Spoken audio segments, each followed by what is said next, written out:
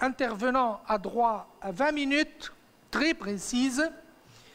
Et donc, je vais commencer par donner la parole à son Excellence, M. Mamadou Ismaïla Konaté, ancien ministre de la Justice au Mali, mais par ailleurs collègue très cher et distingué.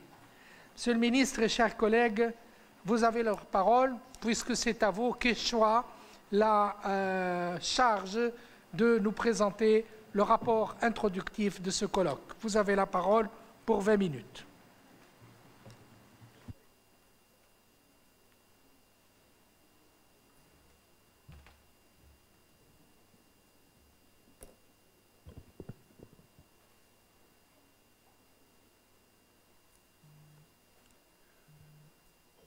Mesdames et messieurs, je me sens tout comme délié du protocole dans la mesure où la première séance de ce matin nous a placés dans un contexte protocolaire où, plein de solennité, il fallait plutôt plonger ses yeux dans le papier, rappeler la présence des personnalités qui étaient présentes ce matin ici pour ne prendre aucun risque.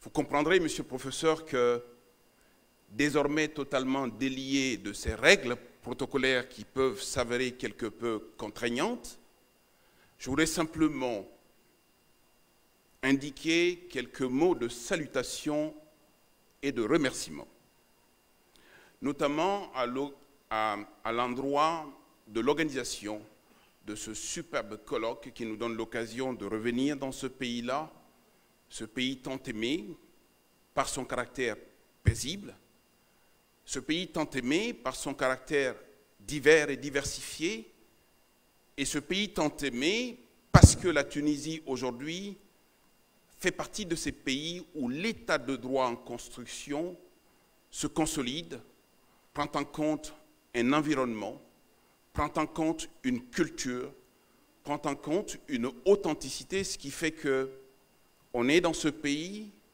sans se rendre compte que hier, un événement important a permis d'installer un président de la République issu du suffrage universel dans un contexte de démocratie sans boucan.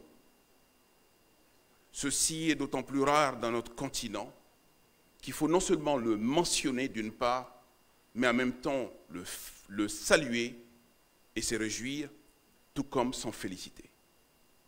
Mesdames et messieurs, mes frères amis de Tunisie, vous êtes un exemple en Afrique aujourd'hui dans ce long processus de mise en place de la démocratie. C'est pour cette raison qu'il faut aussi saluer la Fondation Konrad Adenauer. Aussi bien en Tunisie que partout en Afrique, les débats sur la politique, sur les institutions, sur la démocratie, sur le processus de mise en place des institutions via le suffrage, sont des phénomènes qui sont fortement encouragés, assistés et accompagnés par cette fondation qui est aux côtés de l'Afrique et des Africains. Mesdames et messieurs, ceci est rare aussi pour ne pas le souligner. Lorsque nous avons une institution universitaire, académique, qui accompagne des processus de mise en place des institutions, de consolidation des institutions, de fortification des institutions, il faut aussi saluer ces initiatives-là. Et cette initiative de l'Université de Carthage est d'autant plus à saluer qu'elle donne l'occasion justement à des jeunes étudiants de venir entendre des débats, de rencontrer des gens et de rentrer dans des processus d'échange qui nous permettent aujourd'hui de regarder l'Afrique devant et non pas derrière. Mesdames et messieurs, vous allez vous poser la question, pourquoi inviter un ancien ministre garde des Sceaux, un ancien ministre de la Justice garde des Sceaux d'un pays d'Afrique? Oui, je vous sais reconnaissant de vouloir me donner l'occasion de parler de ce qui a été mon expérience par le passé dans le domaine de la justice, dans le domaine des droits de l'homme et dans le domaine du droit tout court. Mais en me réduisant à cette fonction ô combien prestigieuse de ministre, il ne faut pas oublier 2 secondes que je suis par ailleurs avocat depuis 27 ans.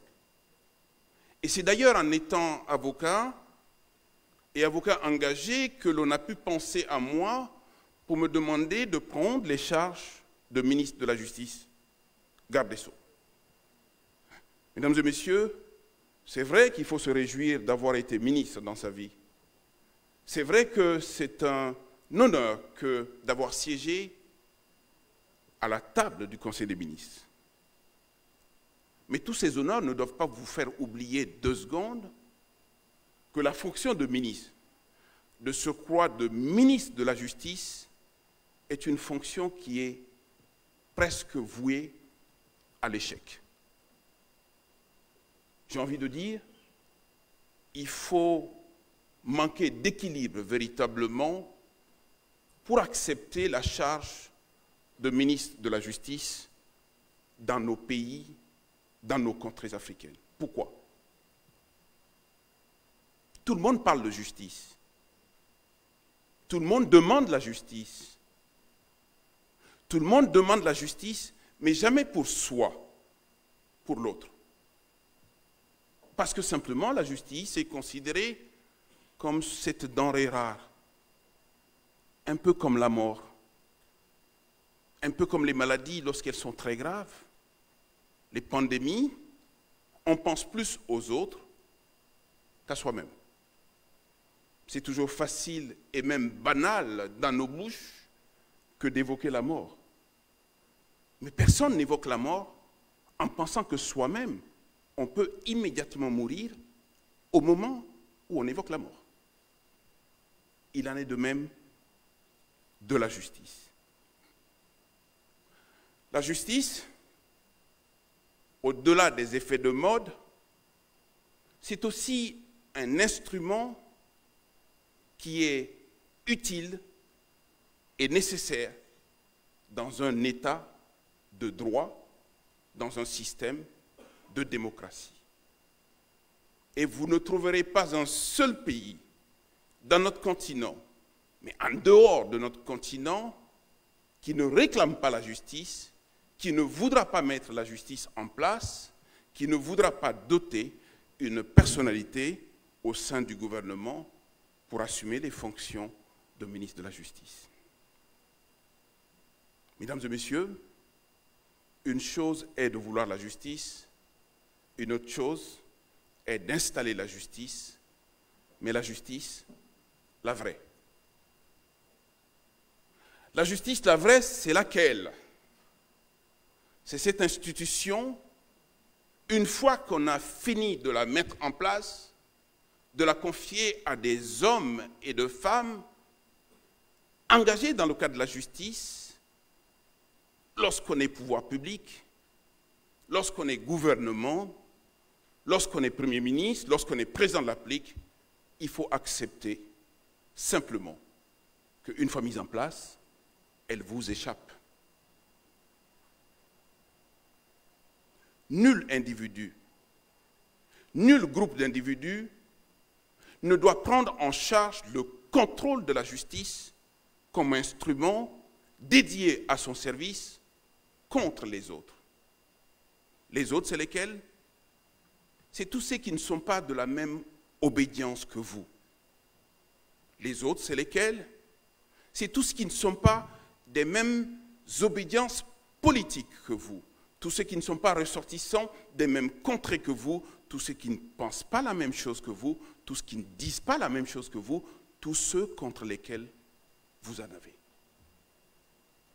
Mesdames et messieurs, je ne vous apprends rien aujourd'hui que la justice est plus un instrument au service du pouvoir qu'un instrument au service des gens. Or, la justice dont il s'agit, c'est celle-là qui est rendue au nom de nous tous, au nom du peuple, au nom des gens. La justice dont on parle, à un certain égard, ce n'est pas la justice tunisienne. Ce n'est pas la justice de tel ou tel pays. C'est presque une justice, on l'a dit, internationale, régionale et sous-régionale. C'est l'ensemble de nos souverainetés auxquelles nous renonçons au profit d'une institution qui a vocation de s'appliquer à nous. La première difficulté de la justice et de sa mise en œuvre en Afrique, c'est le rapport qu'il y a entre la justice et les hommes de pouvoir d'une part, entre la justice et les hommes d'argent d'autre part. Le pouvoir politique, le pouvoir de l'argent ont vocation de domestiquer la justice. Plus par le moyen politique que par le biais de l'argent. La question de l'argent, je la ramène à la justice pour l'évoquer une fois et une seule fois, c'est la problématique de la corruption en direction de la justice, la problématique de la corruption au sein de la justice, ce qui pollue la justice. Lorsque vous tendez de l'argent à un juge en situation de fait, qui doit vous répondre en droit, alors même qu'il a encaissé de l'argent, qu'il parle sur la base de ce qu'il a encaissé, la justice n'est pas celle de votre attente. Cette justice-là, elle est le fruit de l'ensemble de nos comportements. Ce sont les hommes et les femmes qui sont demandeurs de justice qui polluent la justice. Et ce sont ces hommes et ces femmes qui désorganisent le système de justice, tout comme le pouvoir politique, qui lui intervient dans des conditions telles qu'on a du mal à comprendre la démarche, à percevoir la démarche. Lorsque la nomination d'un juge, quel qu'il soit, est tributaire des services rendus à l'État, services rendus au gouvernement, il n'y a pas de justice. Lorsque l'affectation d'un juge dépend de son comportement vis-à-vis du ministre de la Justice, il n'y a pas de justice. Lorsque la question de la rémunération du juge dépend exclusivement de son rendement tel que évalué par le ministre de la Justice ou tel que évalué par une administration de la justice, il y a des difficultés. Voyez-vous, on veut une chose et son contraire. Mais nous restons conscients que dans nos États, les rapports humains, les rapports patrimoniaux n'ont de sens que lorsqu'on décide de définitivement libérer la justice. Pour libérer la justice des contraintes, il faut être conscient, chacun en ce qui nous concerne, chacun au lieu où on se trouve, que l'on peut simplement prendre en otage la justice un moment, mais jamais trop longtemps. Que l'on peut tendre de l'argent au juge, et pardon de dire les choses crûment, une chose est de donner, une autre chose est de penser que ce que vous donnez, quelqu'un d'autre peut donner 2 fois plus, 3 fois plus, 4 fois plus. Mesdames et messieurs, à quoi ça sert finalement de nous dire croyants et de pervertir la justice dans notre croyance? La croyance, quelle qu'elle soit, vis-à-vis d'un Dieu ou vis-à-vis de tout autre, vous soumet à un certain nombre de contrôles, à un certain nombre d'observations, d'un certain nombre de règles. Il ne peut pas y avoir de justice sans transparence. Il ne peut pas y avoir de justice sans règles. Il ne peut pas y avoir de justice sans comportement sain et digne. Or, vous savez que les pouvoirs publics que nous sommes dans cette salle, que les pouvoirs publics que nous avons été, que les citoyens que nous sommes, chacun de son côté, tente de pervertir la justice. Les comportements concernant la mise en place de budgets au nom du ministère de la Justice, des budgets inconséquents. Des budgets qui ne peuvent pas doter la justice dans sa structure de moyens efficaces et autonomes je pense à des bâtiments de justice, je pense à des équipements de justice. Mesdames et messieurs, allez simplement faire un tour dans nos prisons. Voyez l'état de nos prisons, et l'état de nos prisons est déterminant du regard que nous avons vis-à-vis du droit d'une part, vis-à-vis de la justice. La première indignité, pardon du terme, réside dans nos prisons, et notre comportement vis-à-vis de nos prisonniers est déterminant de ce que nous accordons comme rôle, comme importance au droit et à l'état de droit. Savez-vous qu'en Afrique, un prisonnier meurt de faim? Savez-vous qu'en Afrique, un prisonnier meurt de gale? Savez-vous qu'en Afrique, et dans tous les pays d'Afrique, sans aucune exception, il y a une place pour 5, voire 6 prisonniers.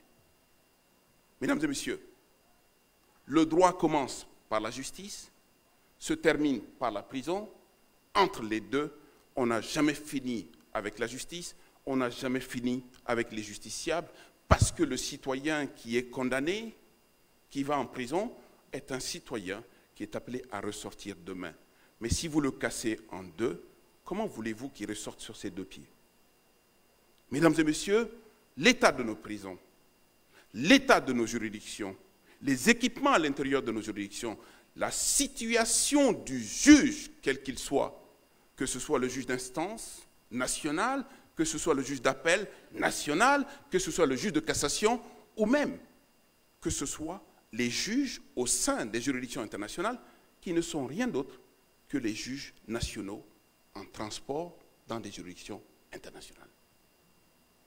Quand on parle de rémunération encore du juge dans notre pays, dans nos pays respectifs, nous avons tendance à penser qu'ils ne méritent absolument rien, parce que simplement tous corrompus. Ils ne méritent absolument rien parce que le juge est quasi absent. Mesdames et messieurs, le premier geste au plan national ne doit pas aller vers la santé, ne doit pas aller vers l'agriculture, ne doit pas aller vers l'éducation nationale. Mesdames et messieurs, notre propre engagement, notre premier engagement doit aller vers la justice.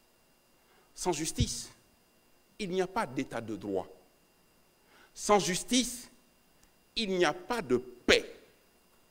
Et sans justice, il n'y a pas de liberté. Alors, imaginez-vous dans un pays où il n'y a pas la paix, où il n'y a pas la liberté, où il n'y a absolument rien comme droit affirmé. Ça s'appelle des États de non-droit. Et la plupart des États africains aujourd'hui sont des États de non-droit en l'absence d'une justice digne de ce nom. Je vous ai parlé depuis ce temps de justice nationale, mais disons deux mots des justices internationales, quelles qu'elles soient, régionales, sous-régionales et tout ce que l'on veut.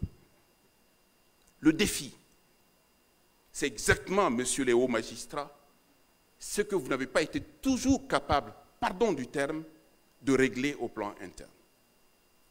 C'est exactement le rapport qu'il y a entre un chef de famille qui a été en situation de ne pas régler le problème lié à la famille, que l'on transporte au-delà de la famille, on lui confie le village.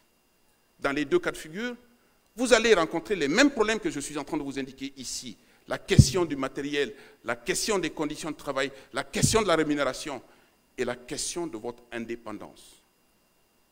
L'indépendance du juge. Disons-en deux mots. L'indépendance du juge, c'est d'abord le propre comportement du juge. C'est l'attitude du juge. C'est le respect du juge vis-à-vis des règles qui régissent sa fonction.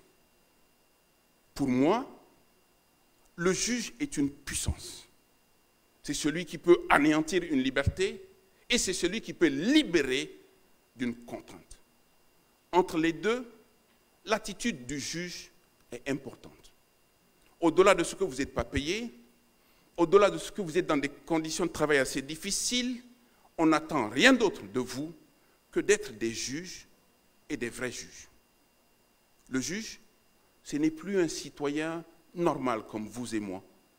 Le juge, c'est un citoyen en lequel nous plaçons une confiance quasi absolue, quasi forte et quasi importante. Ce que je dénonce au sein de la justice existe dans la justice civile. Il est difficile aujourd'hui de se libérer d'un lien de mariage. Ce que je dénonce aujourd'hui existe dans la justice commerciale. Mettre la main sur la créance que nous avons perdue entre les mains d'un débiteur est un souci. Ce que j'indique ici, c'est une justice aussi qui est difficile lorsqu'un contrat de travail est rompu dans des conditions tout aussi difficiles. Mais ce n'est pas tout. Mesdames et messieurs, nous avons toutes les peines du monde à avoir une justice constitutionnelle digne de ce nom. Celle qui indique qu'une loi est inconstitutionnelle. Celle qui proclame les résultats d'un suffrage. Réjouissez-vous en Tunisie que ce qui est arrivé hier n'arrive pas souvent en Afrique. Et ceci est une tare. La justice politique, la justice administrative, la justice des droits de l'homme, pas toujours capable de réparer ce qui n'a pas été juste à l'intérieur du pays, que l'on poursuit devant les différentes cours que vous représentez ici. Mesdames et messieurs, on me demande de dire ce que doit être la justice de demain, en 2 mots. La justice de demain, elle doit être d'abord juste. La justice de demain, elle doit être d'abord régulière. La justice de demain, elle doit refléter l'ensemble de nos cultures, de nos environnements, de nos comportements et de nos attitudes. La justice de demain, elle ne doit pas être la justice qui applique des lois qui nous tombent du ciel. La justice de demain, elle ne doit pas être la justice qui applique des procédures qui sont totalement méconnues du bas peuple. La justice de demain, ça doit être cette justice qui est définitivement déconnectée des 2 pouvoirs qui sont nocifs pour la justice.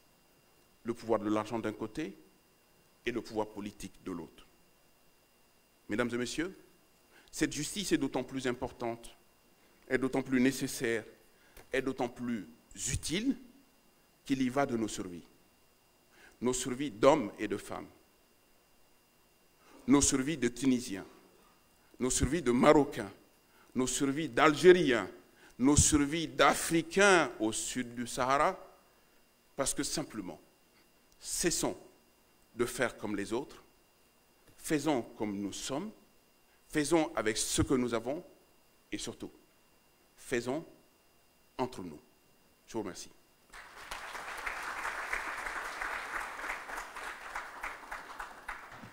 Merci infiniment, Monsieur le ministre, pour cette réflexion sur la justice et les conditions de son existence pour qu'on puisse parler véritablement de justice, notamment dans le cadre de nos pays africains. Donc voilà le rapport introductif qui est fait sur cette lancinante question de quelle justice pour l'Afrique. Je vais maintenant donner la parole à un grand ami, non seulement un ami personnel, mais un grand ami de la faculté des sciences juridiques, politiques et sociales de Tunis, un grand ami de plusieurs parmi vous, le professeur Stéphane Doumbé-Billet, qui est professeur à l'université Jean Moulin Lyon 3, et dois-je dire professeur à la faculté des sciences juridiques, politiques et sociales de Tunis. Mon cher Stéphane, nous vous avons donné ce sujet sur la future Cour africaine de justice des droits de l'homme, un fantôme juridique aux compétences élargies. Vous avez la parole, cher ami. Mon micro marche-t-il? Ça marche. Bien, voilà. Mesdames et messieurs, chacun et chacune en ses titres et qualités, chers collègues, chers amis, chers étudiants, dès maintenant le temps est compté, mais j'espère que j'aurai droit aussi à quelques minutes de plus pour pouvoir conclure, mais généralement je respecte. Alors, tout de même, pour commencer en disant un très grand merci à Hige, je l'appelle familièrement devant vous, Madame la professeure, Geldich, bien entendu à mon frère et ami, mon collègue, le ministre, le recteur, l'ex-conseiller à la Commission africaine et le juge, aujourd'hui à la Cour africaine des droits de l'homme, Rafa Benachou, qui me dit des choses tellement profondes. Merci à la faculté des sciences juridiques et politiques qui m'accueille malgré mon état depuis plusieurs années. Merci à l'unité, parce que pour déplacer quelqu'un comme moi, ça demande beaucoup de moyens pratiques et je suis heureux que ces moyens aient été mis à ma place parce que ça demande un peu d'effort.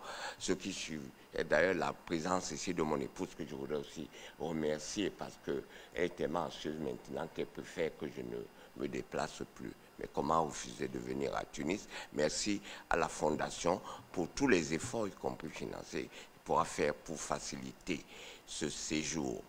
Mesdames, Mesdemoiselles, Messieurs, après ce merci, notamment à Raphaël Gère, je ne leur dis pas trop merci pour l'intitulé de mon exposé, car cet intitulé m'oblige à dire des choses parfois désobligeantes, alors que généralement je suis un garçon plutôt gentil.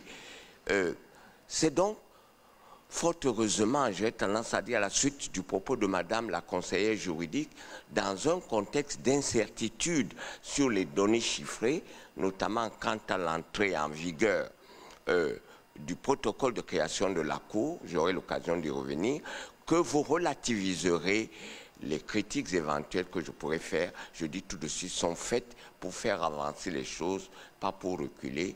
Je ne suis pas depuis plus près de 20 ans spécialiste du droit de l'Union africaine de manière générale pour rien.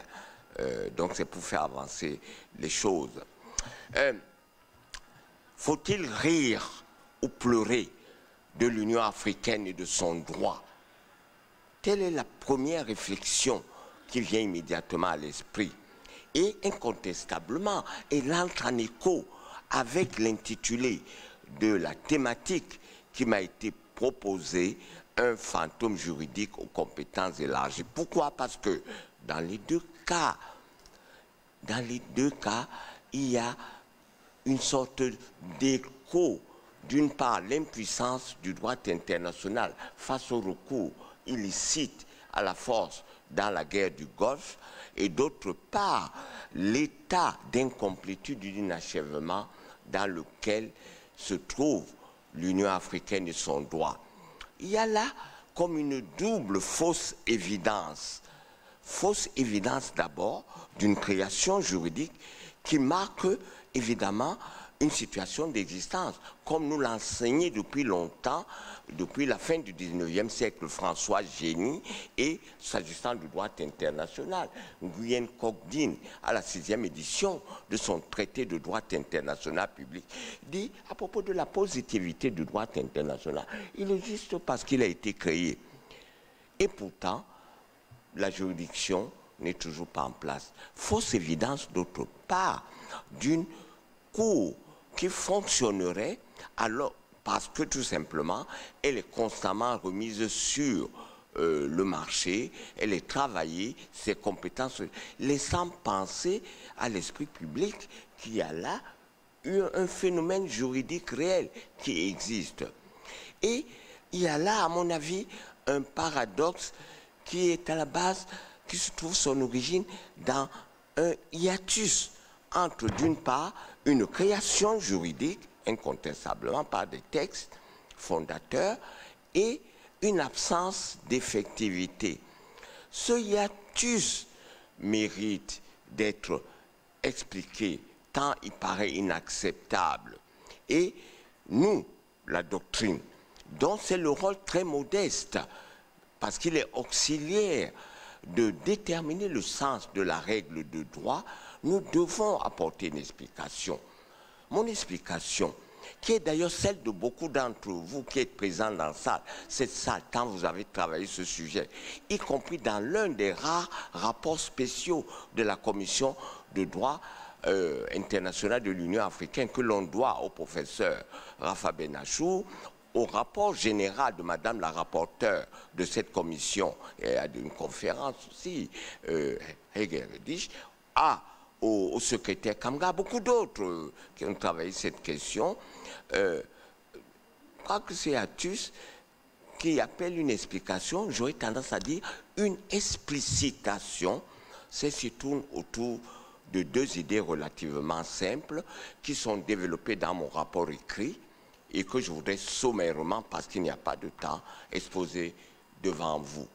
La première idée est qu'incontestablement, la Cour de justice de l'Union est une création purement formelle. La seconde étant que la mise en œuvre concrète de cette création demeure toujours en suspens. Et tout d'abord, donc, première idée, une création purement formelle. Cela est incontestable et je n'y passerai pas beaucoup de temps. Cela est incontestable parce que 4 textes fondamentaux constituent les bases juridiques de référence de la Cour de justice de l'Union. L'acte constitutif, accompagné du protocole portant amendement de l'acte constitutif, peu importe, le protocole de Maputo de 2003, le protocole de Sharm el-Sheikh de 2008 et le protocole de Malabo de 2014, tout au moins à ma connaissance. Ces textes permettent de dégager 2 caractéristiques qui résultent de cette création formelle. Incontestablement, en effet, je le répète, la Cour est un organe essentiel de la structure institutionnelle de l'Union et donc de l'organisation. Et à ce titre, deuxième sous-idée, elle est dotée d'attributions appropriées. Incontestablement aussi, c'est la troisième fois que j'utilise cet adverbe, la Cour est un organe essentiel de l'organisation. Cela ne fait pas de doute pour au moins 2 séries d'idées. Tout d'abord, à cause de la nature constitutionnelle de la création. La Cour a été créée par l'article 5 de l'acte constitutif de Lomé de 2000. Et l'article 2, paragraphe 1 du protocole de création de Maputo de 2003 qu'il met en place, indique très clairement, et d'ailleurs, déjà avant l'article 5 de l'acte constitutif, dit que la Cour sera régie non seulement par l'acte et les textes subséquents, mais également par un statut. Ce statut a été adopté effectivement à Malabo le 11 juillet 2003. Et ce statut a aussi une valeur constitutionnelle, même si, j'aurai l'occasion de le critiquer dans un instant, les choses ne sont jamais clairement dites dans l'Union africaine.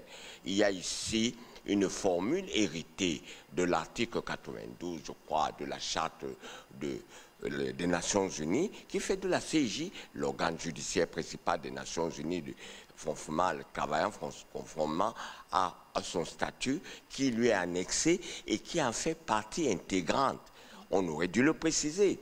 On indique simplement annexe et on publie l'annexe. Mais je crois que la nature constitutionnelle du statut ne fait guère de doute. Cette nature constitutionnelle assure la centralité de l'organe parce que dès l'article 5 de l'acte constitutif, la Cour est citée et restrictivement, c'est-à-dire limitativement, parmi des organes dont l'absence rendrait inexistante l'ensemble de l'organisation. La conférence de l'Union, la Commission, le Parlement panafricain, etc. C'est une énumération qui est limitative.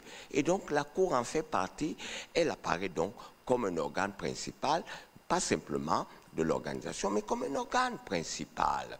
Cet organe principal, essentiel, tient aussi cette essentialité au fait que les objectifs qui lui ont assignés sont à la hauteur.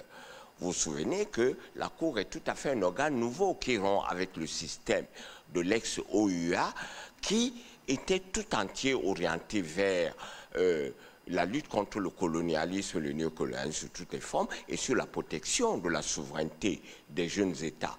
Avec l'Union africaine, nous avons une rupture, nous avons un tournant décisif puisque de nouveaux idéaux de justice, de paix, de relations pacifiques, amicales entre les États membres, de justice aussi, entrent en jeu. La Cour devient le réceptacle de tous ces objectifs, ce qui fait que elle devient le gardien du respect, non seulement de l'ordre institutionnel qui se construit depuis 2000, mais également de l'ordre juridique avec toutes ses composantes. On comprend dès lors qu'elle soit dotée de compétences particulièrement appropriée. Là aussi, il n'y a guère de difficulté à l'admettre. Ces compétences sont celles qui tendent à faire de la Cour de justice de l'Union une juridiction à la hauteur de ses homologues de portée mondiale ou régionale, de caractère général ou spécialisé, et dont l'expérience pourra non seulement enseigner l'organisation, mais renseigner ses homologues sur l'expérience propre et spécifique de cette Cour et la portée de son apport au développement de la fonction juridictionnelle. C'est pourquoi ces fonctions, ces attributions sont considérées dans l'intitulé comme des attributions très larges et de plus en plus élargies. En réalité, il faut les voir sous un double aspect. Ce sont d'une part des attributions relativement, en tout cas pour les initiales, celles de 2003, très classiques, qui sont énumérées dans l'article 19, paragraphe 1 du protocole de création de la Cour. Je ne le citerai pas, ça me prendra beaucoup de temps, mais 7 chefs de compétences qui citent désordonnément, bien entendu, le droit de l'Union, le droit primaire, acte constitutif, évidemment, protocole portant amendement, et puis tous les textes de référence de la Cour, notamment les 2 protocoles modificatifs de 2008 et 2014. 10 minutes. Oui, il me reste 10 minutes. C'est bon, merci beaucoup. Et puis d'autre part, toute question relative au droit international, évidemment, aux accords signés entre les États partis, aux accords signés par les États partis, et puis, évidemment, les décisions, les déclarations, les directives, l'ensemble du droit dérivé de l'organisation. C'est une actualisation, il faut le noter, par rapport à l'article 38 du statut qui intègre donc le droit dérivé qui n'est pas cité dans cet article de la CIJ, mais que le statut de Maputo intègre, même si assez curieusement, il en fait une source auxiliaire du droit. Bon, on nous m'expliquera peut-être.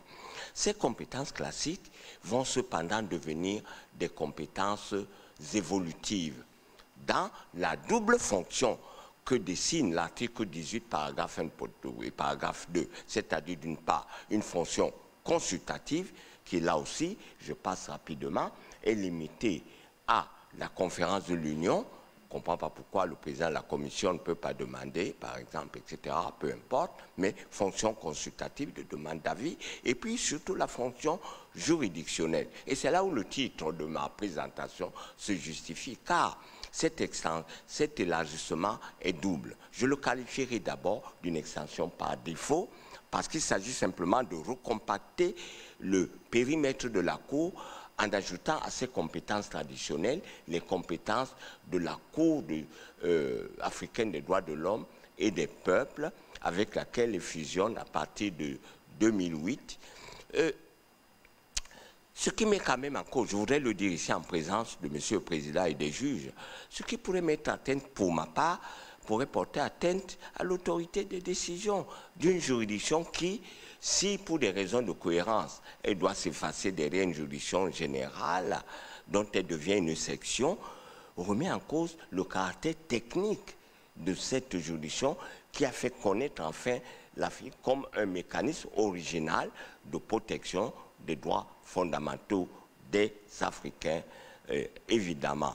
Et à ma connaissance, la Cour elle-même ne s'est pas prononcée sur ce risque, et bien qu'il existe des mesures transitoires, c'est un transitoire qui commence à durer et qui m'énerve un peu, je dois dire, qui m'énerve un peu, mais que j'espère qu'il finira par prendre fin ou à laisser la Cour exister techniquement, parce qu'il est clair que dans l'article 5.1 du protocole de Maputo, la Cour de justice n'est que l'organe principal et non exclusif de l'organisation.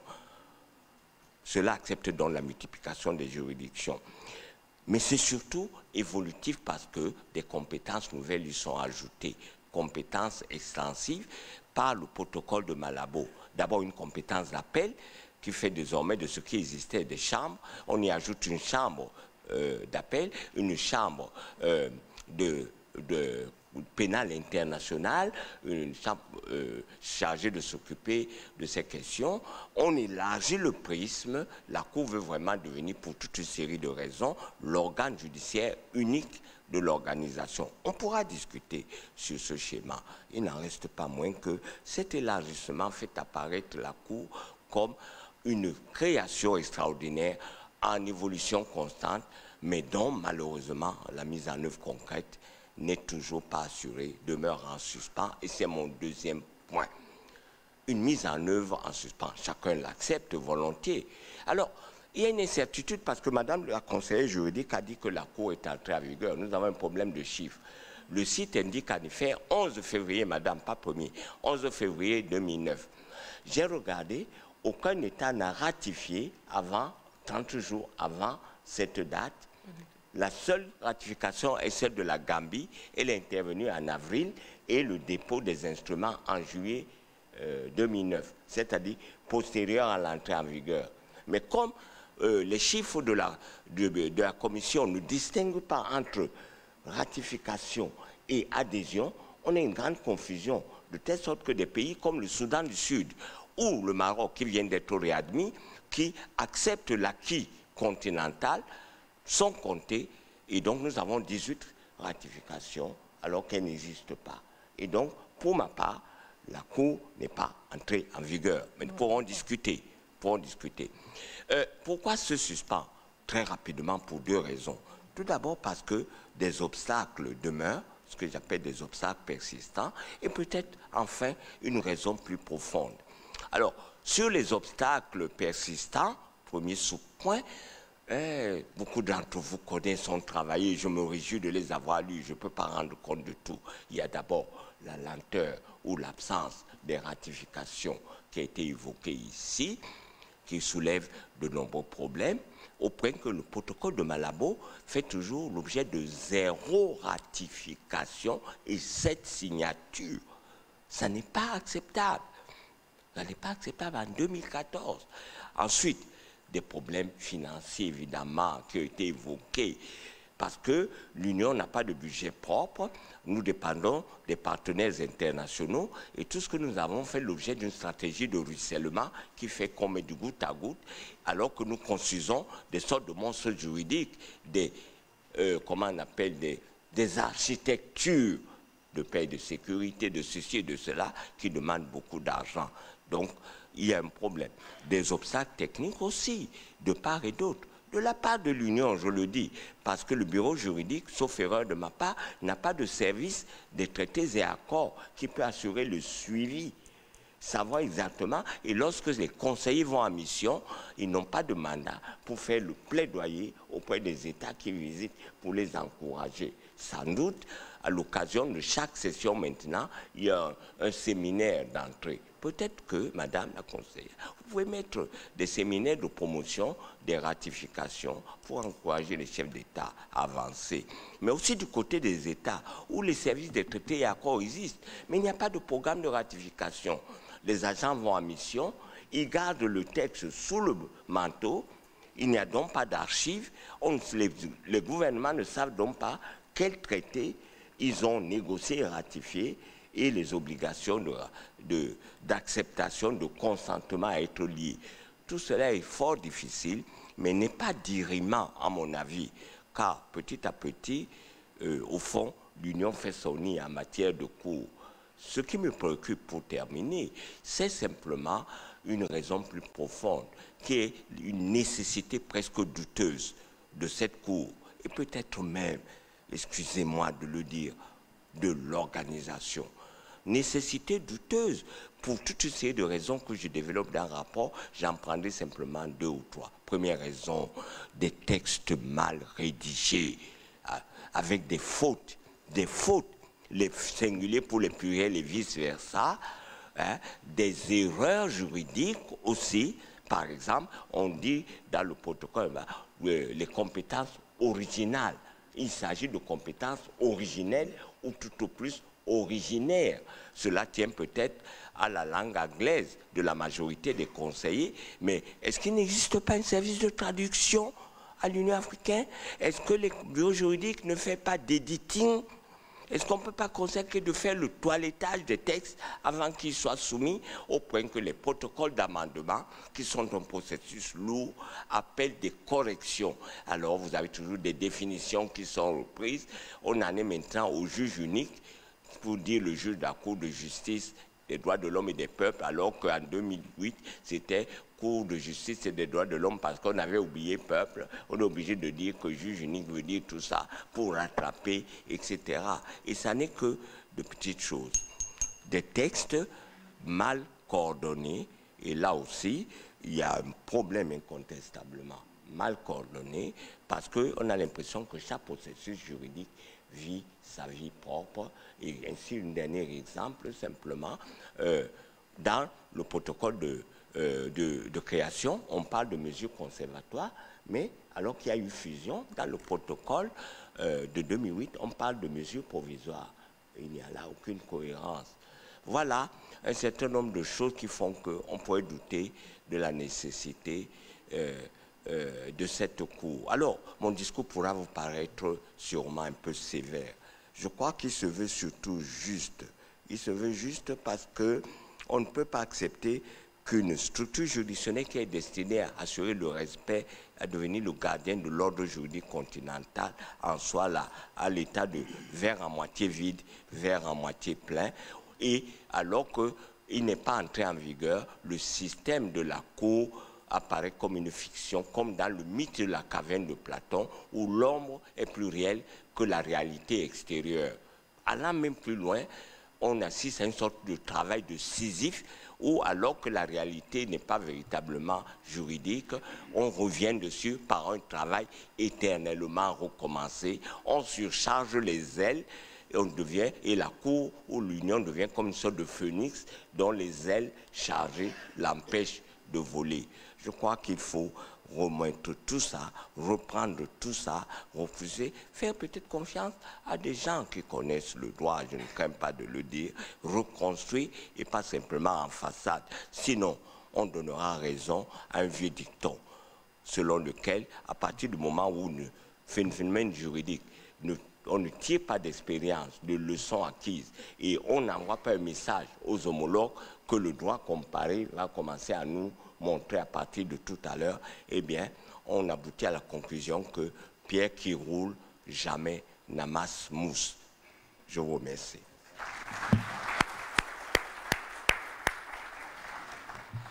Merci infiniment, professeur Stéphane Doumbé-Billé, pour ce brillant exposé sur cette chimère que constitue la Cour africaine de justice des droits de l'homme et des peuples. Vous l'avez très bien décrit, vous avez bien décrit l'incohérence du processus juridique qui fait une stratification de textes les uns sur les autres, dont aucun n'est ratifié, aucun n'est entré en vigueur, ce qui évidemment invite le bureau du conseiller juridique à repenser sa méthode lorsqu'il fait des textes et à éviter cette sédimentation de textes qui ne veut rien dire. Monsieur le professeur Patrick Lessen, vous allez nous parler de la Commission africaine des droits de l'homme et des peuples. Certains vont se dire, mais pourquoi on parle de la Commission alors qu'on parle des juridictions africaines? Monsieur Lessen va vous répondre à cela, parce que précisément, la Commission africaine des droits de l'homme et des peuples est une quasi-juridiction qui a fait un travail énorme et qui est souvent citée dans les arrêts même de la Cour africaine des droits de l'homme et des peuples et qui lui fournit un substrat de sa jurisprudence. Vous avez la parole. Alors, merci beaucoup, professeur et juge. C'est assez difficile de prendre la parole après un ancien ministre et un professeur émérite, qui est le professeur Stéphane Doumbé-Billé, qui nous a présenté et qui nous a dressé le tableau. L'un nous a dressé le tableau de la justice en Afrique, tel qu'il se présente aujourd'hui, et l'autre nous parle du futur fantomatique d'une cour en devenir qui peut-être ne deviendrait pas, qui ne verrait peut-être pas le jour. Moi, j'aimerais parler du présent en tant que tel. Qu'est-ce qu'on a fait et qu'est-ce qu'on doit faire en tant que tel? Parce qu'en général, il y a quelques années de cela, je crois 2 ans, j'étais ici à Tunis pour un bilan de 6 ans du printemps arabe. sur l'invitation d'une université. Et je me suis dit, nous, Africains, et puis vivant en Suisse également, on a parfois tendance à trop nous auto-flageller en tant que tels. C'est-à-dire que nos réalités sont telles qu'on a de la peine à mettre en valeur ce qu'on nous-mêmes nous avons réalisé. Or, entre une future cour qui va venir et un état de la justice qui pose problème, on a quand même des institutions qui existent. Et il y a la Cour africaine des droits de l'homme, comme tout à l'heure le président a su mettre en exergue son action au travers de la jurisprudence, mais également ses limites. Et nous avons aussi, comme l'a bien dit le juge Benachour, la Commission africaine qui est plutôt quasi-juridictionnelle, une instance, un mécanisme quasi-juridictionnel et non pas une institution. Et la question s'est posée de se dire pourquoi étudier la commission dans ce cadre où nous parlons d'institution, mais comme il a aussi si bien dit, on s'est intéressé plutôt à son rôle dans l'affermissement de la justice, de l'état de droit en Afrique et également son rôle dans la démocratie en tant que tel. Et j'aimerais ce matin, pour les jeunes qui vont commencer ce master, mettre en exergue sur le plan de militantisme, et je l'affirme en tant que tel, puisque j'ai pratiqué pendant 10 ans à la Commission africaine des droits de l'homme, pour vous dire que même au-delà de ce chapitre, de ce chapeau ou de ce tableau qui semble un peu négatif, sombre en tant que tel, il y a de l'espoir en tant que tel, puisqu'on a des institutions qui ne sont pas juridictionnelles, mais qui posent un certain nombre d'actes sur lesquels nous pouvons construire et bâtir la justice de demain. C'est pour cela que je vais parler de la Commission africaine des droits de l'homme dans ses fonctions et ses procédures qui posent des prémices d'un affermissement ou bien de renforcement de la démocratie et de l'état de droit sur le continent africain. Ensuite, nous verrons aussi ses missions, notamment les rapports des États au cours desquels la Commission africaine essaye de faire évoluer la notion de justice et la notion de l'état de démocratie en Afrique. Et ensuite, nous pencherons aussi, comme tout le monde, sur ses limites, finalement, puisqu'on l'a dit, il est quasi juridictionnel, mais concrètement, dans la réalité, qu'est-ce qu'on peut faire pour faire évoluer les choses et quelles sont les limites que nous avons. Comme vous le savez sûrement, c'est l'article 30 de la Charte africaine qui institue la Commission africaine des droits de l'homme, dont le siège est à Banjul, et qui a été mise en place depuis le 2 novembre 1987. Dans ces fonctions, la charte elle-même, dans les articles 30 à 45, donne un certain nombre de missions à la Commission africaine des droits de l'homme, notamment la fonction de promotion des droits de l'homme et des peuples sur le continent africain. À ce titre, la Commission africaine a plus un rôle d'information et de recherche. Et ça, c'est vraiment capital, dans ce sens où tous nos travaux, tout ce que nous pouvons faire, nous pouvons l'inclure dans les activités de la Commission des droits de l'homme en matière de recherche de la mise en œuvre des droits de l'homme sur le continent, mais également en matière de promotion des droits de l'homme sur le continent. Le rôle de la Commission africaine des droits de l'homme, c'est de rassembler la documentation, c'est de faire des études sur les problèmes africains dans le domaine des droits de l'homme et de l'instauration de la démocratie, je dirais, et surtout de l'état de droit. Le rôle de la Commission africaine également est de diffuser des informations et d'encourager les mécanismes nationaux et locaux qui s'occupent des droits de l'homme pour que cela soit effectif sur le continent. C'est ainsi que, comme l'a souligné le président Auré tout à l'heure, il y a une revue africaine des droits de l'homme.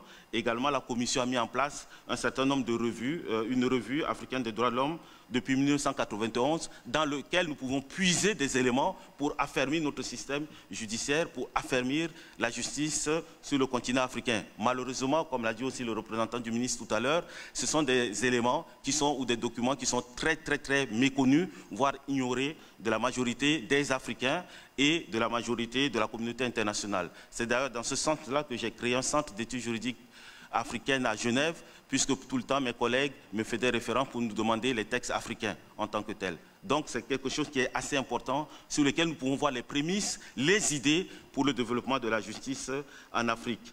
Nous avons aussi, vous le savez sûrement, le 21 octobre, qui est la journée des droits de l'homme en Afrique, qui devait être célébrée partout en Afrique pour pouvoir donner une certaine impulsion à l'affermissement de la démocratie et de l'état de droit sur le continent africain. À mon sens, au-delà des limites que nous avons dans la justice, au-delà des limites que nous avons dans les jeux, actuellement dans notre système de justice, ce sont des événements, ce sont des informations sur lesquelles nous devons nous baser, que nous devons utiliser pour faire évoluer les choses, parce que vous et moi, nous avons ce rôle-là, nous avons cette obligation de mettre en œuvre un certain nombre d'idées, telles que le professeur l'a critiqué tout à l'heure, telles que nous l'avons écouté ce matin, telles que la conseillère juridique aussi de l'Union africaine a pu le mettre en œuvre. Ce sont des éléments lors de ces journées-là où nous pouvons utiliser, que nous pouvons utiliser pour faire avancer les choses. Un des aspects qui est assez important, c'est qu'il y a un certain nombre de séminaires et de conférences qui sont organisées, par exemple, sur la justice en Afrique, en accord avec l'Union africaine. Pendant mes premières années d'activité auprès de la Commission africaine, on savait qu'il y avait quasiment une certaine distinction entre les institutions, les ONG et un certain nombre d'institutions africaines. Mais petit à petit, la Commission africaine a réussi à travailler en communion, en harmonie avec les institutions africaines des droits de l'homme et également avec la société civile, sur lesquelles je reviendrai tout à l'heure, pour organiser des ateliers sur l'impunité. On a parlé de corruption tout à l'heure, on a parlé du rôle du juge tout à l'heure. Il y a un certain nombre d'activités qui sont menées et qui mériteraient d'être mises en exergue pour que nous puissions asseoir la démocratie et l'état de droit sur notre continent. Au-delà de l'information, la Commission africaine a fait quelque chose qui est assez particulier, qui est intéressant, et qui est intéressant également pour vous, si vous pouvez devenir mécanisme dans ce cadre-là, c'est la mise en place de mécanismes spéciaux sur le continent africain. Il y a un certain nombre de mécanismes qui sont totalement inconnus. Le ministre et avocat a parlé tout à l'heure des prisons. Hier, j'étais à Bruxelles et lors d'une conférence, j'ai demandé à des acteurs africains venus de tout le continent africain qui connaît le rapporteur spécial des prisons, par exemple. On parle de la justice, de la prison comme l'État. Hein, voilà, hein, c'est là où on peut naturellement évaluer l'état de la justice. Mais qui connaît qu'il existe un rapporteur spécial sur les prisons et l'action de la police en Afrique en tant que telle? Là, très peu de personnes ne connaissent l'existence de ces mécanismes. Je parlerai aussi du rapporteur spécial sur la liberté d'expression et de l'information, qui font des rapports, qui font de communiqués, mais qui sont complètement inconnus, qui sont complètement méconnus pour certains sur le continent africain. Ça, ce sont des éléments sur lesquels nous pouvons travailler et nous pouvons travailler pour que ça devienne une réalité, puisque ce sont des mécanismes prêts à se pencher sur la situation d'un État, prêts à agir concrètement auprès de la population pour que le droit ne soit pas seulement une affaire de spécialistes comme nous le sommes ici, mais que ça soit aussi une affaire de la population. Et ça, c'est vraiment important. On l'a souligné tout à l'heure. Si le justiciable africain n'arrive pas à connaître ces mécanismes et le droit que nous enseignons, cela n'a aucune importance, parce qu'un changement, l'instauration de la démocratie et de l'état de droit passe d'abord par le paysan qui est à la frontière de la Tunisie et en même temps que l'intellectuel africain qui est dans l'université. C'est ainsi que la Commission a également institué un certain nombre de groupes de travail que vous aurez quand je vais vous présenter, quand vous aurez les actes de ce colloque. Par exemple, le groupe de travail sur les droits économiques, sociaux et culturels, qui sont assez importants, car nous savons que le printemps arabe, tout ce qu'on a eu comme les conférences nationales en Afrique déjà subsaharienne dans les années 90 sont nées du fait que le peuple a faim. Et quand le peuple a faim, on sait bien que le peuple se mettra en route, se mettra dans les rues et il y aurait un bouleversement en tant que tel. Et donc tout ça, ce sont des réflexions pour amener la justice sociale, pour amener aussi ce qu'a dit tout à l'heure le ministre, la justice politique, pour que les choses puissent avancer dans le sens de la justice et dans le sens de l'affermissement de la démocratie et de l'état de droit sur le continent africain. Un autre aspect important sur lequel nous devons aussi pencher, c'est le rôle de conseil auprès des États en tant que tel. Et toutes les juridictions ont un rôle de conseil. Au travers de la jurisprudence, ce sont des conseils qu'on donne aux États. Ce sont des recommandations qu'on leur fournit plus ou moins pratiques pour la mise en œuvre du droit africain en tant que tel. Et la Commission africaine a un certain nombre de conseils, a déjà fourni plutôt un certain nombre de conseils aux États africains. Je donne un exemple, par exemple, qui concerne la Tunisie, puisque nous y sommes. Lors de sa 11e session qui s'est tenue en mars 1992, elle a adopté une résolution sur le droit à la liberté d'association, et elle a essayé de demander aux États de laisser plus de marge de manœuvre, d'action aux associations dans les pays africain. C'est ainsi, par exemple, qu'elle a adopté des résolutions sur le respect et le renforcement de l'indépendance judiciaire, sur le rôle des avocats et des juges dans les systèmes nationaux et sous-régionaux, ainsi que des résolutions sur les processus électoraux. Ce sont des travaux qui ont été menés, ce sont des activités, ce sont des textes de droit, ce sont des résolutions qui mériteraient plutôt qu'on s'y penche également et qu'on puisse évoluer et faire avancer l'instauration de la démocratie sur le continent africain. Il y a également un rôle de coopération institutionnelle avec le master qui verra le jour en tant que tel, avec les institutions de l'Union africaine, mais également avec d'autres institutions en tant que telles. La Commission africaine a un rôle, une mission de coopération dans ce sens-là.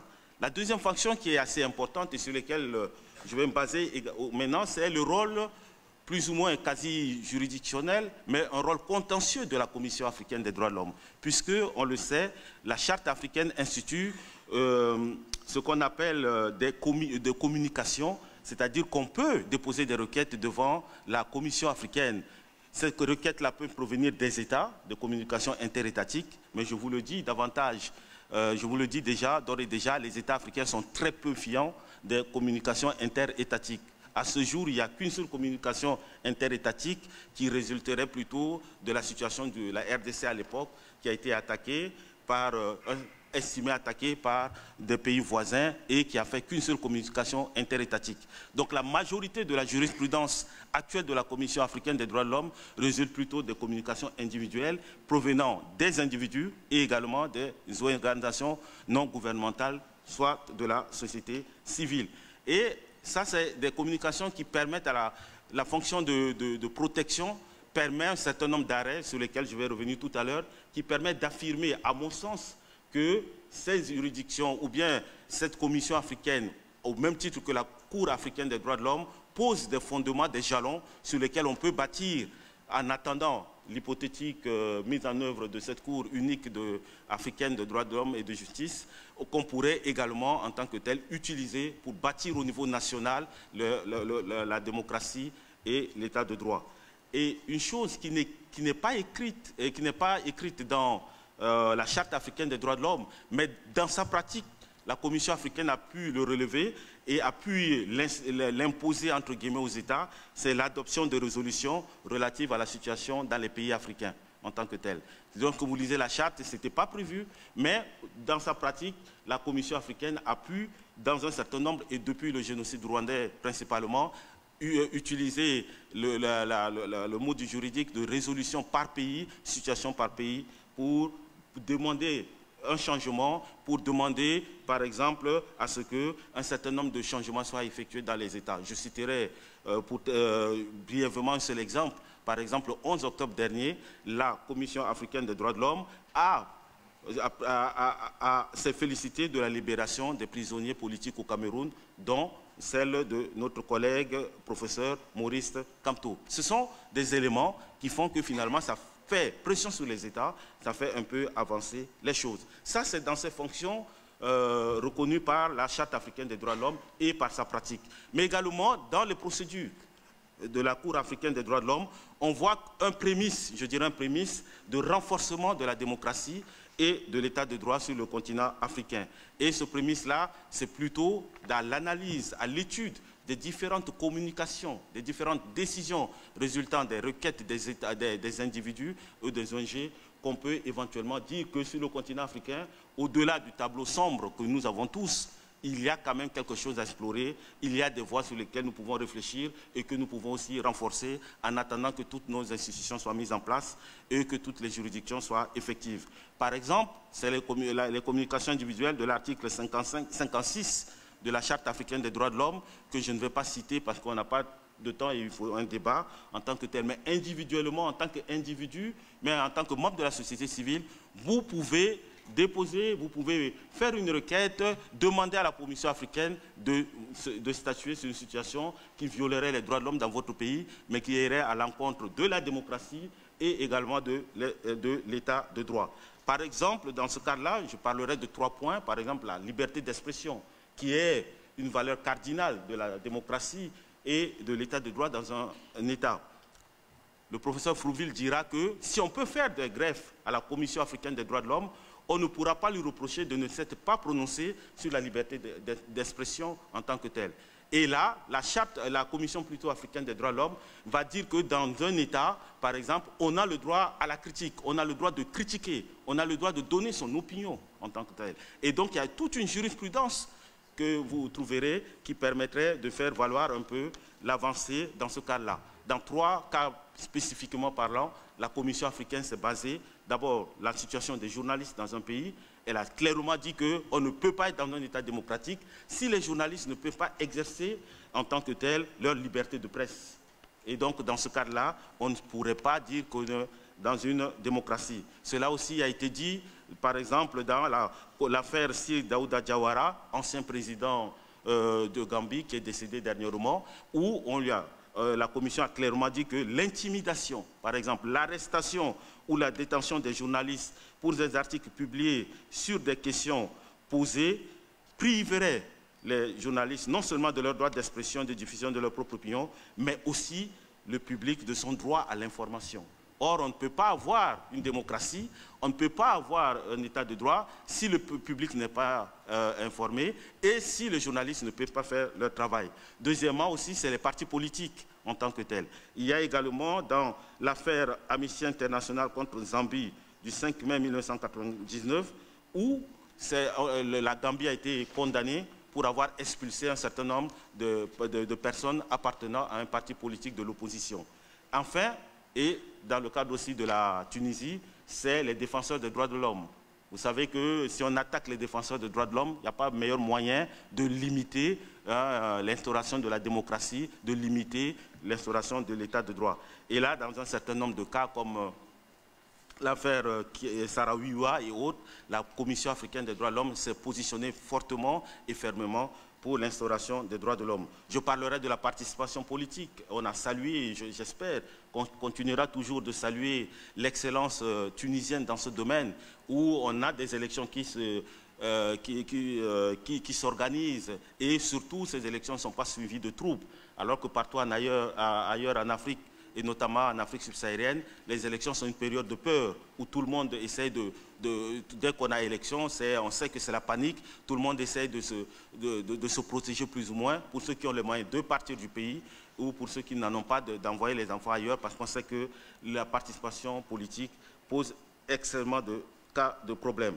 Par exemple, la Commission africaine a adopté un texte qui s'appelle Resolution on Military, qui interdisait déjà, avant même les changements anticonstitutionnels de gouvernement, les textes au niveau de l'Union africaine, un certain nombre de changements anticonstitutionnels. Ça, ce sont des textes sur lesquels il faudrait qu'on s'y penche pour réfléchir à l'affermissement de la démocratie sur le pays. En ce qui concerne l'indépendance de la justice, je ne vais pas trop y revenir sur l'indépendance du juge africain. Je me rappelle toujours, et je me rappellerai de cela, de ce qu'a dit Mme Salimata, à l'époque présidente de la Commission africaine des droits de l'homme, elle-même magistrate, qui dit qu'en général, en Afrique, les juges s'autocensurent en tant que tels. On a une situation, on s'autocensure parce qu'on sait pertinemment qu'on est dans un climat de peur, on est dans un climat d'intimidation, et le juge s'autocensure. Mais la Commission africaine a été claire. L'indépendance de la justice implique 2 obligations. Une obligation positive de créer des tribunaux et une obligation négative, c'est de ne pas les supprimer et de les priver de leurs compétences. Or, encore en ce moment, ce sont des choses sur lesquelles on peut revenir. La majorité des tribunaux, soit ne sont pas créés, ou bien lorsqu'ils sont créés, les juges n'ont pas de compétences en tant que tels pour agir et pour dire la vérité en toute indépendance. Pour terminer, je parlerai rapidement du système des rapports des États. Dans le système africain, ce qui est bien par rapport à la Cour ou ailleurs, c'est qu'au niveau de la Commission africaine, chaque État doit faire un rapport à la Commission africaine des droits de l'homme. Pour avoir assisté à cela, je peux vous dire que chaque fois qu'on demande à un État de faire un rapport, non seulement la délégation étatique, elle est bien nombreuse en tant que telle, mais les questions plus ou moins sont assez ardues. Je parlerai de la Mauritanie, je parlerai de mon pays d'origine, la République centrafricaine, où lors de ces rapports-là, on rappelle le cadre général. On donne aux États des indications pour respecter l'état de droit, pour respecter la démocratie, qui ont des effets, puisque par la suite, les États sont obligés, dans leur arsenal juridique, dans leur cadre administratif, de prendre un certain nombre de dispositions pour respecter les droits de l'homme. il y a aussi les missions de la Commission africaine dans les États africains. On en parle très peu. Mais souvent, quand il y a une grande crise en tant que telle dans un État, la Commission africaine effectue des missions sur le terrain pour essayer plus ou moins de ramener la paix, pour entamer un dialogue ou bien une médiation avec les États. Et dans ces médiations-là, on a certaines indications visant l'instauration de la démocratie et de l'état de droit. Au Sénégal, au Zimbabwe et dans un certain nombre de pays, il y a eu des missions de la Commission africaine qui ont permis plus ou moins d'amener un certain nombre de respect de principes démocratiques. Enfin, je finirai avec la coopération avec la société civile. Je crois que s'il y a quelque chose qui est important dans le sens de la justice, c'est la société civile. La société civile, l'exemple du Soudan, l'exemple de l'Algérie à côté de vous, l'exemple du Burkina Faso montre que la société civile peut être le bras armé de nos textes juridiques en tant que tels. Parce que cette société civile instruite pourrait amener en tant que telle la population à aller plus ou moins. Et la Commission africaine des droits de l'homme collabore énormément avec la société civile. Je peux en parler puisqu'on parle du comité pour la prévention de la torture en Afrique. C'est la résolution, je l'ai consolidée dans ma thèse. J'ai eu la possibilité avec l'Association pour la prévention de la torture d'aller à Banjul. J'ai présenté le texte qui a été adopté et aujourd'hui nous avons un mécanisme qui est né, qui est le comité pour la prévention de la torture en Afrique. J'admets que j'étais trop enthousiaste dans le sens où je voulais que ce comité ait une possibilité de faire des visites inopinées des lieux de détention pour dénoncer les cas de torture, mauvais traitement. Mais la Commission a réduit la résolution en ce sens qu'il lui a donné seulement une valeur consultative. Donc voilà un peu ce que nous pouvons faire, et surtout vous qui êtes jeunes, pour rentrer dans ce système-là, pour construire en attendant la mise en place de la future Cour africaine des droits de l'homme et que les États africains ratifient, au lieu de 9, on espère les 54 ou les 55 États, l'article 34.6 de la Charte africaine des droits de l'homme. Je vous remercie.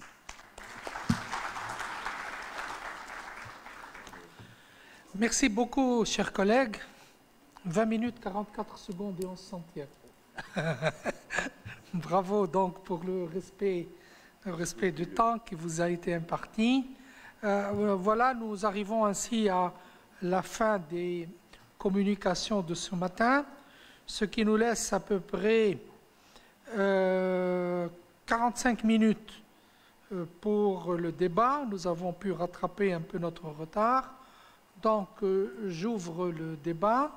Ceux qui veulent prendre la parole, je les prie de ne pas faire de conférence, mais simplement de poser leurs questions ou de faire leurs commentaires de manière très brève.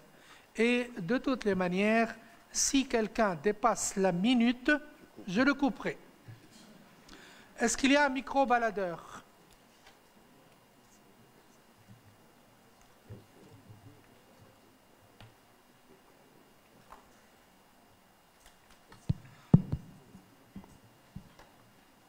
Ah, yeah.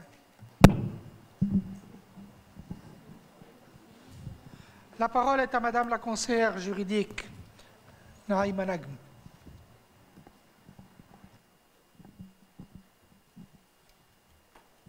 Thank you very much for this enlightening presentation, and I will ask the chair to bear with me because I've been mentioned so many times for the translation.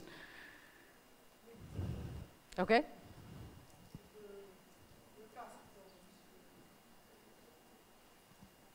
Okay, merci.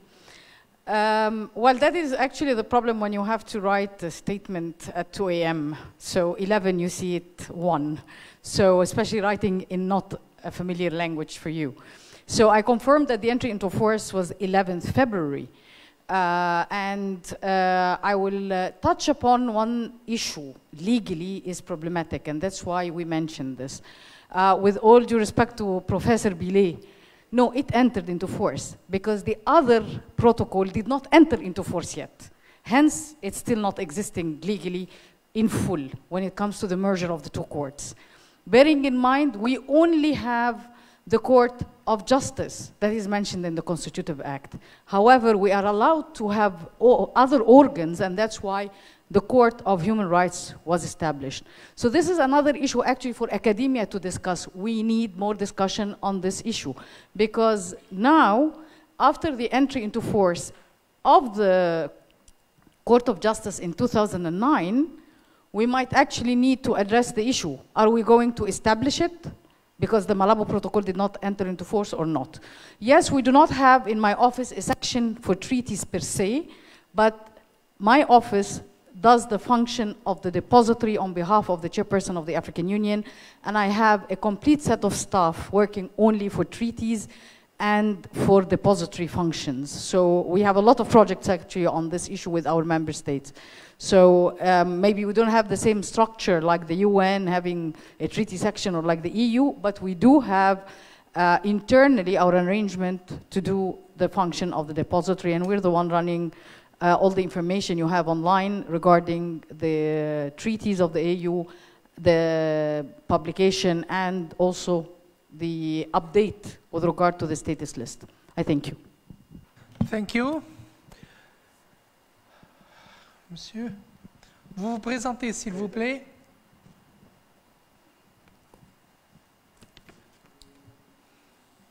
Belloussaïf Abdelrazak, je suis économiste, tout ça. Bon, ma question est très simple. L'Afrique, c'est une richesse, certes. L'Afrique, c'est aussi les hommes. L'Afrique, c'est l'intelligence. L'Afrique de demain, c'est cette justice. Quel type de justice? Il y a 3 niveaux de justice. C'est comparé pas à 3 niveaux de démocratie. La démocratie émergente, moyenne, et la démocratie qu'on cherche, l'idéal. Donc, il faut situer la justice à chaque niveau de démocratie. C'est cette double implication. Si on parle de justice, on parle de démocratie. Si on parle de démocratie, on parle de justice. Donc, c'est cette première question. Est-ce que le cadre institutionnel de chaque État africain est habilité? Est-ce que c'est un projet pour l'Afrique qu'on cherche, l'Afrique qu'on espère? Pour bien préciser, dans toute constitution, il faut qu'il y ait un contrôle. Est-ce que ce contrôle-là, il existe? C'est-à-dire la constitutionnalité des lois. Voilà, je vous remercie. Merci beaucoup. Hajar Galish, maître de conférence agrégé à la faculté des sciences juridiques. Je commence par remercier tous les intervenants de ce matin et merci aussi Madame la conseillère juridique parce que ces éclaircissements étaient très très importants, d'autant plus que cette question du protocole de Malabo, il y a un grand problème juridique par rapport à ce chantier en devenir. Moi, j'ai écouté avec beaucoup d'attention le professeur Doumbé Bilé. Il a mis l'accent sur les points positifs, sur les avancées, mais à mon sens, pas assez sur les points négatifs, et je serai plus méchante et plus sévère. Par rapport à ce protocole, il y a 2 problèmes juridiques extraordinaires par rapport à ce chantier en devenir. Le premier serait, est-ce qu'on ne demande pas trop à cette Cour lorsqu'on lui donne 2 chefs de compétences, les questions générales, plus droits de l'homme, plus les questions chambre pénale. Déjà, lorsque vous voyez le continent européen, ils ont leur cour de justice et une cour de droits de l'homme. Nous avons ici des juges de la Cour africaine, ils peuvent vous dire à quel point les dossiers, ils sont, je pense, en centaines sur leur bureau. Il y a beaucoup à faire déjà pour une Cour de droits de l'homme et des peuples, que dire si on va encore lui donner d'autres chefs d'inculpation. Plus les crimes internationaux, monsieur le professeur l'a dit, plus les 4 crimes internationaux, on va ajouter une autre liste de 10 autres chefs d'inculpation, y compris le terrorisme, et on n'a pas encore de définition du terrorisme. Le mercenariat, l'exploitation des ressources naturelles, le changement anticonstitutionnel de gouvernement. Bon, vous le voyez du bon côté, mais moi je pense, soyons réalistes, on ne peut pas donner toutes ces compétences à une seule cour pour un continent tel le nôtre qui déborde de problèmes. Nous sommes le continent qui a le plus de problèmes. Deuxième question, s'il vous plaît. Oui, je sais, mais c'est des questions très très importantes. S'il vous plaît, si vous m'accordez juste, s'il vous plaît, la question de l'immunité des chefs d'État en exercice, je ne l'ai pas écouté, ça c'est un grand problème. Du protocole de Malabo, vous avez un article 46A bis qui est une sorte de verrouillage carrément de l'article 27 du statut de Rome. Statut de Rome. Oui, mais on vous dit, voilà, un chef d'État en exercice africain, même s'il commet des crimes internationaux, il est immunisé. Mais comment est-ce que, réaliser, donc on est dans la contradiction même du sens et de l'essence de la justice pénale internationale, et je pose la question, pourquoi les chefs d'État africains ont peur de la justice? Monsieur le ministre l'a bien dit dans son ouvrage, moi je dois quand même faire S'il vous plaît, monsieur le professeur, il a fait un très bel ouvrage, Justice en Afrique, ce grand corps malade, et il met le doigt sur les problèmes de la justice en Afrique. Et moi, je pense, comme vous venez de le dire, il n'y a pas seulement la pression du politique et la pression de l'argent, mais tout un problème d'éthique. L'éthique et la justice, les mentalités, commençant par cela. Et c'est un peu, effectivement, je pense, c'est le commencement, c'est les mentalités. Pour que l'on puisse arriver à état de droit, démocratie, respect des droits de l'homme, la Cour, la Commission ont déjà fait un grand pas, mais il nous reste quand même beaucoup à faire pour cela. Je vous remercie, Monsieur le Président, pour votre patience. Merci beaucoup. Merci. Tout d'abord, je voudrais faire un petit commentaire avant de donner la parole à Stéphane pour répondre. Le problème des trois instruments qui sont le protocole relatif à la Cour de justice de l'Union africaine, le protocole de Sharm el-Sheikh qui opère la fusion entre la Cour africaine et la Cour de justice, et le protocole de Malabo qui lui ajoute la compétence pénale. Pas seulement. La compétence d'appel. Eh bien, ce sont les signes de ce que j'appelle la réaction épidermique des États africains. Parce qu'ils étaient dans un contentieux avec la Cour pénale internationale, alors on dit, voilà, on va la court-circuiter, on va faire une Cour pénale africaine. Et puis, le sommet appelle les États africains à se retirer de la Cour pénale internationale. Eh bien, personne ne s'est retiré. Et bien fait pour l'Union européenne, pour l'Union africaine. Même ceux qui devaient se retirer se sont rétractés, l'Afrique du Sud et la Gambie. Un seul État s'est retiré de la Cour africaine. Sur 55, ça fait un 55e. Sur les 30 et quelques qui sont membres du statut de Rome, eh bien ça fait très peu. Et c'est tant mieux, et c'est bien fait pour l'Union africaine. Parce qu'elle se mêle de choses qui ne la regardent pas. C'est des compétences des États et non pas des compétences de l'Union africaine. Stéphane, vous avez la parole.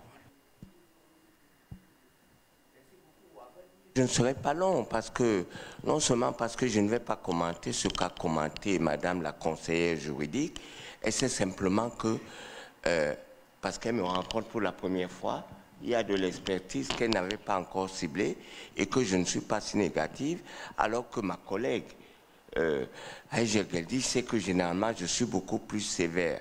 Mais beaucoup de jeunes juristes qui sont dans la salle le sont devenus plus que moi. Et donc, j'ai désormais adopté la formule « soyons réalistes, demandez l'impossible ». Qu'est-ce que ça veut dire? Ça veut dire tout d'abord que nous devons éviter des pratiques désordonnées. Je sais dans quelles conditions, et le secrétaire Kamga ici peut confirmer, dans lesquelles souvent des modifications sont faites. Je sais exactement dans quel contexte, en quelques secondes, la fusion a été décidée, alors qu'il y avait un projet qui est entré, qui est validé par le bureau juridique, et qu'on modifie comme ça. J'indique simplement que j'ai dit, pour la rassurer, deux choses. J'ai d'abord dit que l'élargissement des compétences fait désormais d'une cour qui n'existe pas encore réellement un phénix aux ailes surchargées. C'est-à-dire, on surcharge une virtualité qu'au moment où elle sera enfin mise en place, comme le souhaite Madame la conseillère juridique, eh bien, elle ne pourra peut-être pas voler, s'envoler. Pas tant, elle est surchargée. Je prends simplement pour exemple parce que déjà, je n'ai pas eu le temps de le dire. Quand on voit les difficultés qu'il y a eu à mettre en place les chambres extraordinaires réunies pour juger M. Hissène Habré, on tremble à l'idée que l'Afrique veut juger ses chefs d'État. Il s'agit simplement d'une mesure de cantonnement, de garantie, une mesure de sécurité pour laquelle j'avais moi-même déjà donné une conférence à la suite de la décision de la conférence de l'Union marquant sa suspicion à l'égard de l'exclusivité de la compétence de la CPI à l'égard de l'Afrique. Je l'avais appelé la CPI, l'Afrique et le petit grain de sable. Le professeur Rafa Benachou, vous le lirez bientôt, je crois, sans être tout à fait dans les détails, dans un hommage que mes collègues et amis m'ont consacré, près de 1000 pages, à bord de cette question. Et il montre, je pense, d'après l'idée qu'on m'a... Parce que je suis informé officiellement que des mélanges en mon honneur ont été rédigés, donc ça n'est pas un accident. Il montre très clairement cette situation. Mais l'Afrique n'est pas la seule, chère et chère. Beaucoup de nombreux pays, même la France, les États-Unis, ont cherché à éviter, à avoir une immunité. Donc, je ne peux pas reprocher d'emblée aux chefs d'État en place de se protéger. Mais ce qu'il faut, c'est qu'ils acceptent l'idée qu'un certain nombre de pratiques constitutives de crimes internationaux doivent être punies. Peu importe l'historique de cette question. Ça, c'est la première réponse. La seconde réponse tient au fait que, et Madame le conseiller juridique, je m'excuse de le dire, nous ne bâtissons pas des institutions et même des mécanismes. Bon, je pense que votre travail sera toujours aussi important, mais une idée telle que celle qu'a eue la ZLECA, de créer un secrétariat particulier au Ghana, je crois, lorsque le 1% sera adopté, permet de soulager et d'avoir des mécanismes de suivi. Alors, vous ne m'avez pas tout à fait rassuré, vous avez des conseillers qui suivent, mais il n'y a pas de véritable suivi de la mise en œuvre et du contrôle de ce suivi. Fort heureusement, en matière de droits de l'homme, c'est-à-dire d'une expérience que nous avons depuis 2006 et qui est la seule qui est relatée en droit international des droits de l'homme et en droit international général, c'est-à-dire le travail de la Cour africaine des droits de l'homme. Il est dommage, en effet, et là aussi je l'ai dit, que pour des raisons de cohérence ou de rationalisation des choix budgétaires, on fusionne une hypothétique Cour, bon, puis-je le dire, Rafa, une arlésienne du droit, ce dont on parle, mais que l'on ne voit jamais, avec quelque chose qui fonctionne sous couvert qu'on a prévu au chapitre 2 du protocole de Sharm el-Sheikh des mesures transitoires. J'ai dit tout à l'heure que cela me préoccupait gravement, car c'est un transitoire qui dure. Pourquoi? Parce que la Cour travaille désormais sous l'hypothèque d'une compétence d'appel. Elle deviendra une chambre à côté de la Chambre pénale internationale, hein, et deviendra une simple chambre de la future Cour unique. D'accord? Et donc, dès maintenant, ces décisions qui ont l'autorité relative de choses jugées, bien entendu, peuvent être fragilisées, même si la Cour d'Arusha deviendra la Cour de Port-Louis, siège de la nouvelle Cour, eh bien, l'autorité de ces décisions soit fragilisée par une capacité, par une chambre plénière à l'intérieur de la Cour unique, de remettre en cause la solution rendue en matière de droits de l'homme par une juridiction qui a introduit en droit international. C'est notre spécificité. On peut en parler, on peut douter aussi, mais un droit des peuples, c'est notre avantage. Il est comparatif et les autres juridictions commencent maintenant à s'interroger sur le droit des groupes, comme cela a été montré à propos du travail de la Commission. Donc, je ne cherche pas forcément à être sévère. Je cherche à prendre de la distance et indiquer que, mais arrêtons de mettre traité sur traité. Les poteaux. Madame, une dernière chose, s'il vous plaît. Est-ce que c'est normal, Madame la conseillère, qu'un traité aussi important que le protocole portant amendement de l'ordre constitutif, qui aurait dû entrer en vigueur immédiatement en juillet 2003, soit aujourd'hui encore non entré en vigueur, alors que tout le monde utilise ce protocole comme s'il était réel. Et que tout le monde parle, vous l'avez dit, de père fondateur, tout le monde, toutes ces modifications. Je suis donc un de ceux qui pensent que, bien que les textes de la Cour n'en parlent pas, il y a une formation, une base de formation de la règle coutumière régionale. Et ça, c'est un des trucs qu'il faudra accepter, que nous formons aussi quand on ne met pas en œuvre, quand il n'y a pas d'effectivité d'application, nous créons une règle coutumière locale qui a vocation, en tant que pratique générale, à être considérée comme étant le droit. Merci beaucoup. Professeur Amin El-Midani.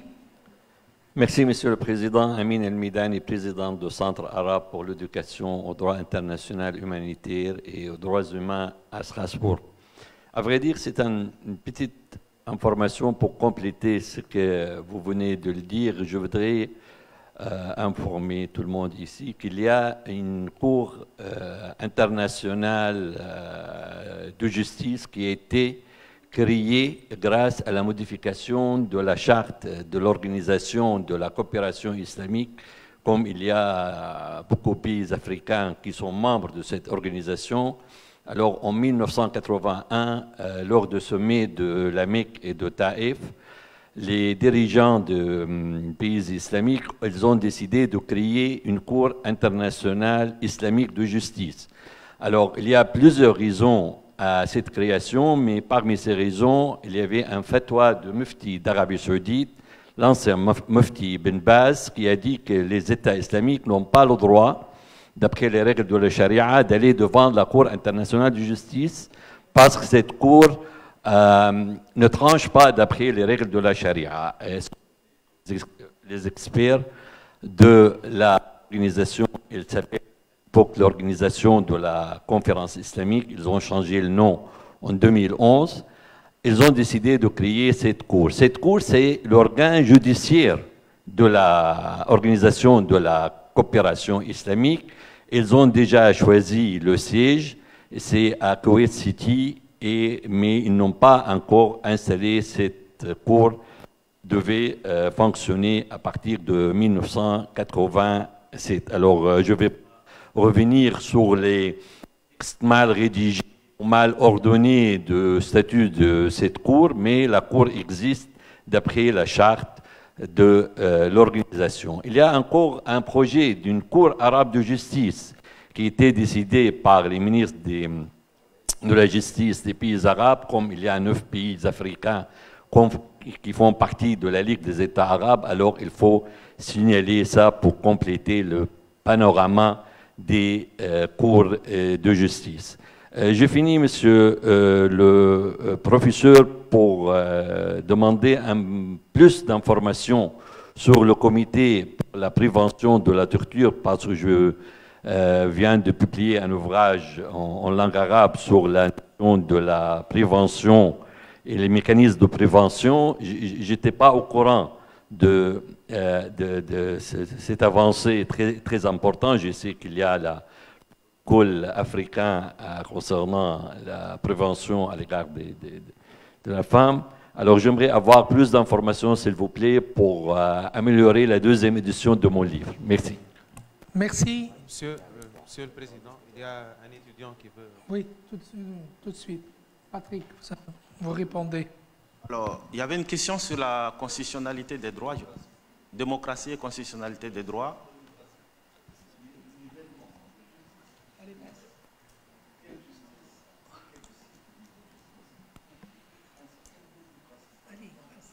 Oui.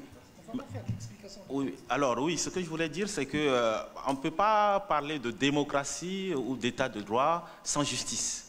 On est d'accord. Et je crois que dans l'exposé, le rapport introductif du ministre, il a bien montré ce qu'il faut faire dans ce cadre-là. Vous ne pouvez pas dire qu'on est dans un état de droit si la justice n'est pas indépendante. Et pour moi, en tant que tel, la démocratie ou la justice, il n'y a pas de niveau de justice. Tout le monde est égal devant la loi et on applique la loi à tout le monde de la même façon en tant que tel. Et la justice est indépendante lorsqu'elle a les moyens financiers, humains de faire son travail en tant que tel. Et donc, si on n'a pas ces conditions-là, on ne peut pas parler réellement de démocratie, étant entendu aussi, et ça je l'affirme, la démocratie, c'est quand même un idéal. On évolue dans l'instauration de la démocratie. On ne peut pas dire qu'on a atteint un niveau ultime de démocratie ou des droits de l'homme en tant que tel. Donc, c'est l'évolution, c'est un travail continuel. Et si au niveau national, on n'arrive pas à rendre une bonne justice, dans ce cas, on va au niveau supranational, soit avec la Cour, soit avec la Commission africaine des droits de l'homme en tant que tel. Voilà comment moi je verrais un peu cette situation. Je ne sais pas si monsieur le ministre qui voudrait le faire, mais pour vous, je crois qu'on discutera, je vous donnerai les informations, ce serait bien. Merci. Alors la parole aux étudiants maintenant. Bonjour, je réponds au nom de M. Dosso. et je suis étudiant à la faculté de droit. Ok. Ok. Là, j'aimerais m'adresser au professeur Stéphane Doumbé tout à l'heure, qui a parlé un peu de l'entrée en vigueur de la Cour africaine de justice et des droits de l'homme. Ok. Je dis que je m'adresse particulièrement au professeur Stéphane Doumbé tout à l'heure, qui a parlé de l'entrée en vigueur de la Cour africaine de justice et des droits de l'homme. Et fort heureusement qui a aussi parlé des obstacles pertinents et qui a aussi parlé de la lenteur des ratifications, aussi du refus des signatures du traité. Et j'aimerais savoir quelles sont les raisons avancées par les différents chefs d'État ou par les États africains qui justifieraient le refus de la signature de ce traité ou même de la ratification des protocoles pour qu'au moins enfin on puisse voir le jour pour cette Cour africaine de justice et des droits de l'homme. Je vous remercie. Merci. Les États n'ont pas à justifier leur non-ratification. Voilà. En droit international, il n'y a pas d'obligation de ratifier. Voilà. Voilà. Bon. Quelqu'un d'autre? Oui, c'est celui-là.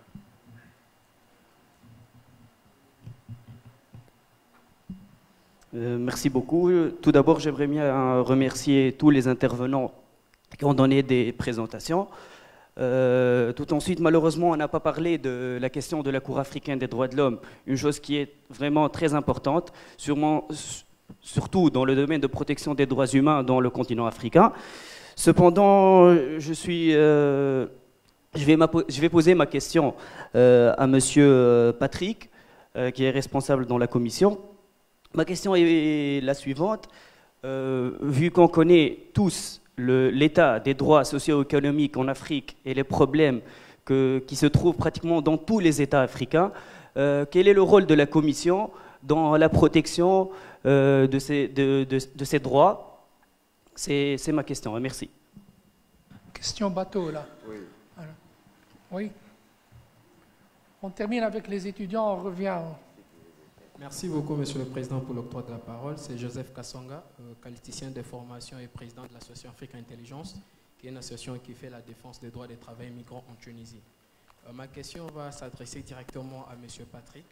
Qu'il me soit permis quand même de saluer d'abord les différentes interventions de la Commission sur les points que vous avez su présenter tout à l'heure sur les continents africains.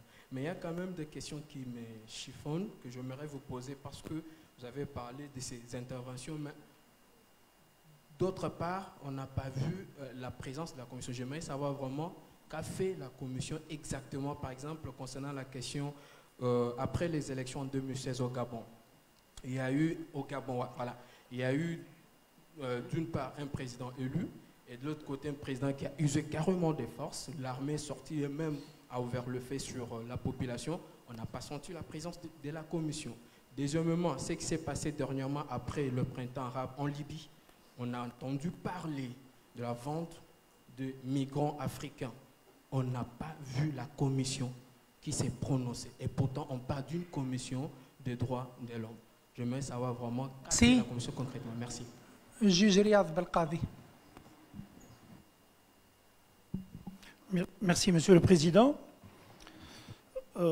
Oui, c'est vrai, j'étais juge, j'étais magistrat, finissant par être inspecteur général au ministère de la Justice, et maintenant je fais avocat. Alors, en ce qui concerne la notion justice, à mon avis, on est tout le monde d'accord.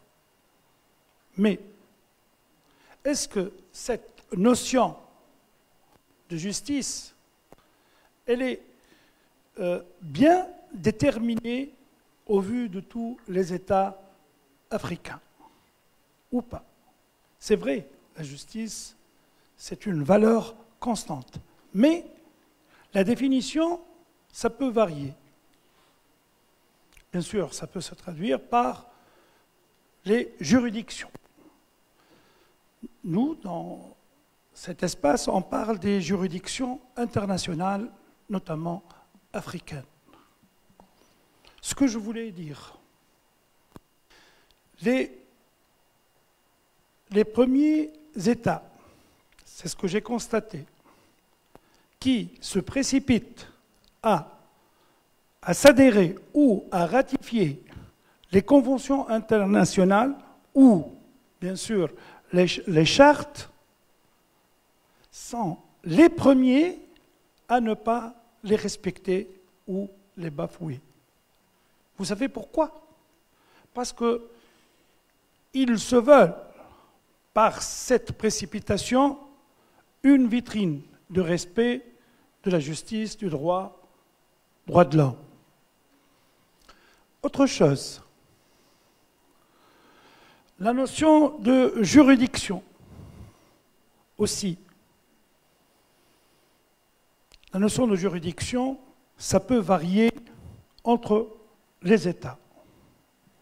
Parce que, d'après moi, la notion de juridiction peut varier d'un État à un autre, comme je le dis, par la conception ou la perception de cette notion. C'est-à-dire, est-ce qu'on perçoit la notion de juridiction comme une juridiction neutre ou une juridiction indépendante? Si elle est neutre, c'est la conception de l'État concerné comme un service public. C'est-à-dire, il suffit d'être une administration de justice neutre. Si on conçoit que les juridictions internationales soient des juridictions indépendantes, alors cela veut dire que les magistrats peuvent être neutres, mais il faut que les institutions, bien sûr, les juridictions, soient indépendantes. Cela veut dire, si on considère que ces juridictions soient indépendantes, cela veut dire que ces juridictions ont une autorité. Ce qu'on voit dans les pays africains, que les tribunaux internationaux ou ces juridictions sont des, disons, des autorités sans pouvoir. Et merci. Tout à l'heure.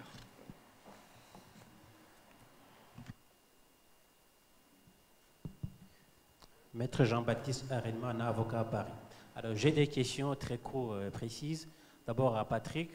Alors, quel serait le destin de la Commission africaine des droits de l'homme et des peuples, vu la configuration de la forme actuelle, et vu effectivement que tous les États n'ont pas ratifié la Cour africaine des droits de l'homme, et qu'aujourd'hui, s'il disparaissait aussi la Cour...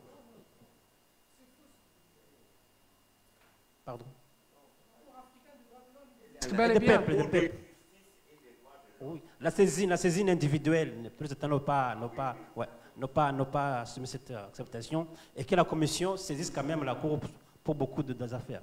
Alors, la deuxième question concerne effectivement Stéphane.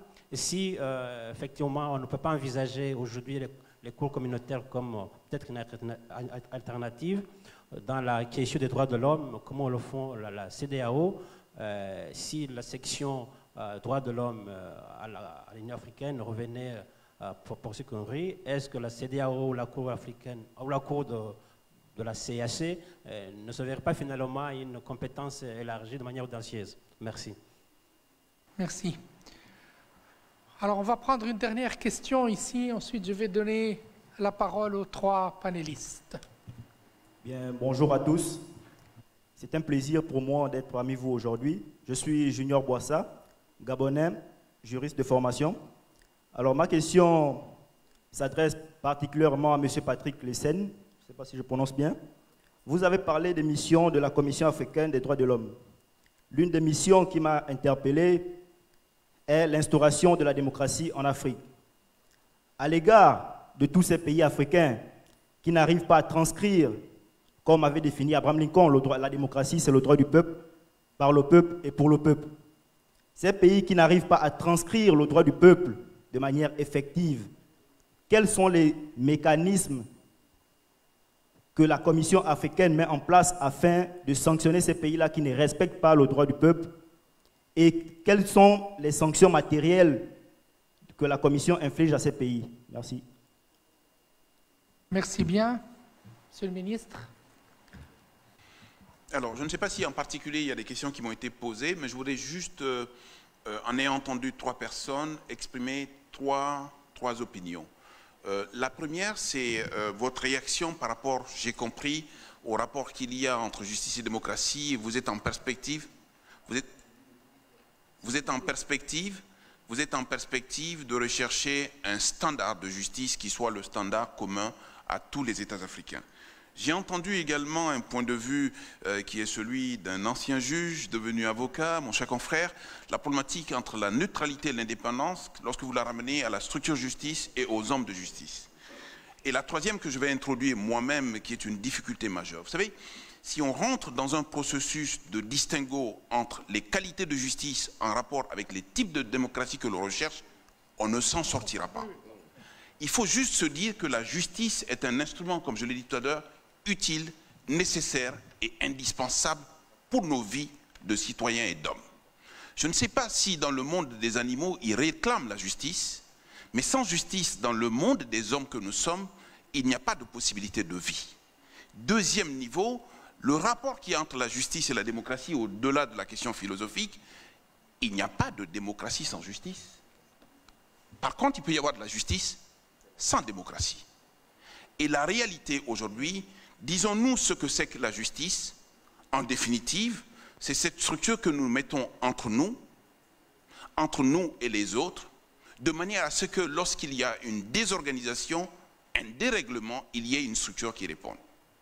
Bien évidemment, lorsque vous ramenez ça à la question de la neutralité et à la question de l'indépendance, la neutralité concerne la structure, comme vous l'avez dit, mais l'indépendance ne concerne pas la structure. On ne demande pas à une juridiction d'être indépendante, on demande à la composante humaine des juridictions, les juges, d'être indépendants, c'est-à-dire cette capacité de prendre les faits d'un dossier et d'y appliquer le droit sans que dans leur démarche, ils ne soient soumis à rien.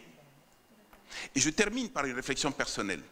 Et le souci fondamental que nous avons dans les pays du Maghreb et dans les pays d'Afrique, plus en profondeur, d'Afrique noire, c'est notre rapport avec l'égalité.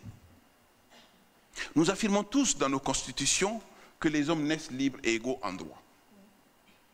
Honnêtement et franchement, il faut faire ce débat sur ce principe général du droit que tout le monde a adopté, que tout le monde a acquis, mais que personne ne met en confrontation avec des réalités locales, des réalités traditionnelles et des réalités qui vont au-delà de ce que nous voulons poursuivre dans le cadre de la modernité.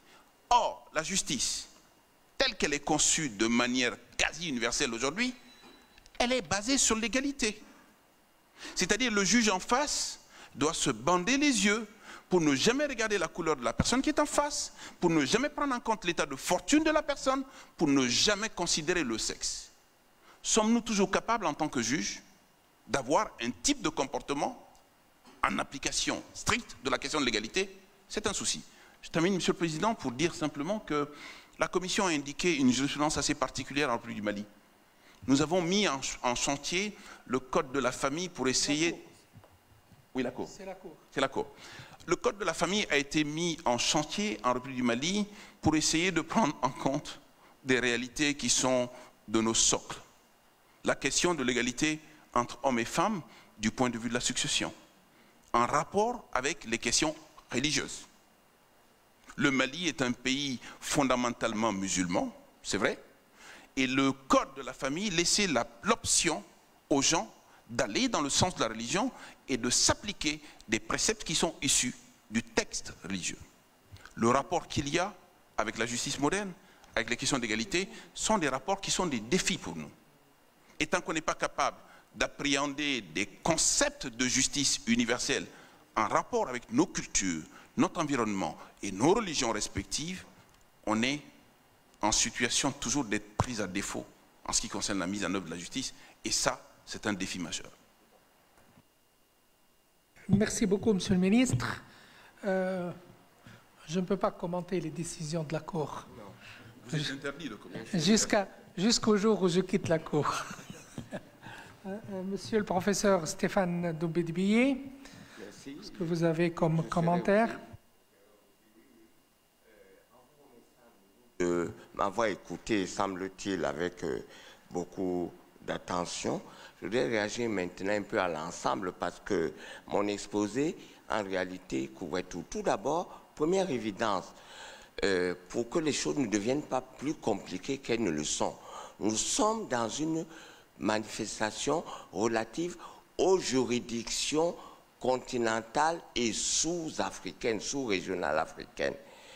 Et il ne faut pas rendre la chose plus compliquée avec l'idée de justice au plan local, même si au plan national ça impacte. De ce point de vue, cher maître, il faut éviter les questions d'indépendance. Ce n'est pas contestable. Je ne dis pas parce qu'il y a des juges ici, que les juges qui sont nommés dans les cours qui fonctionnent actuellement au plan sous-régional et dans le cas de la Cour africaine, mais même dans la Commission africaine, depuis le début sous l'autorité du président gabonais Nguema de la Commission, qui sont impartiaux et indépendants. Mais il y a un certain nombre de pesanteurs qui sont liés d'ailleurs à l'Afrique, et y compris qui posent le problème de savoir ceux qui se portent devant ces instances, est-ce qu'ils connaissent bien le droit qui est produit?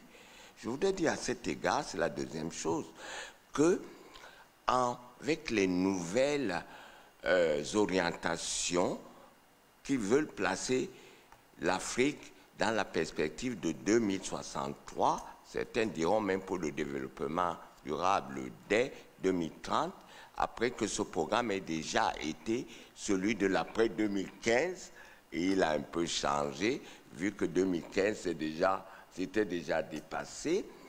Eh bien, il est clair que les choses apparaissent du point de vue continental comme un chantier toujours en cours. Je dirais en anglais, work in progress.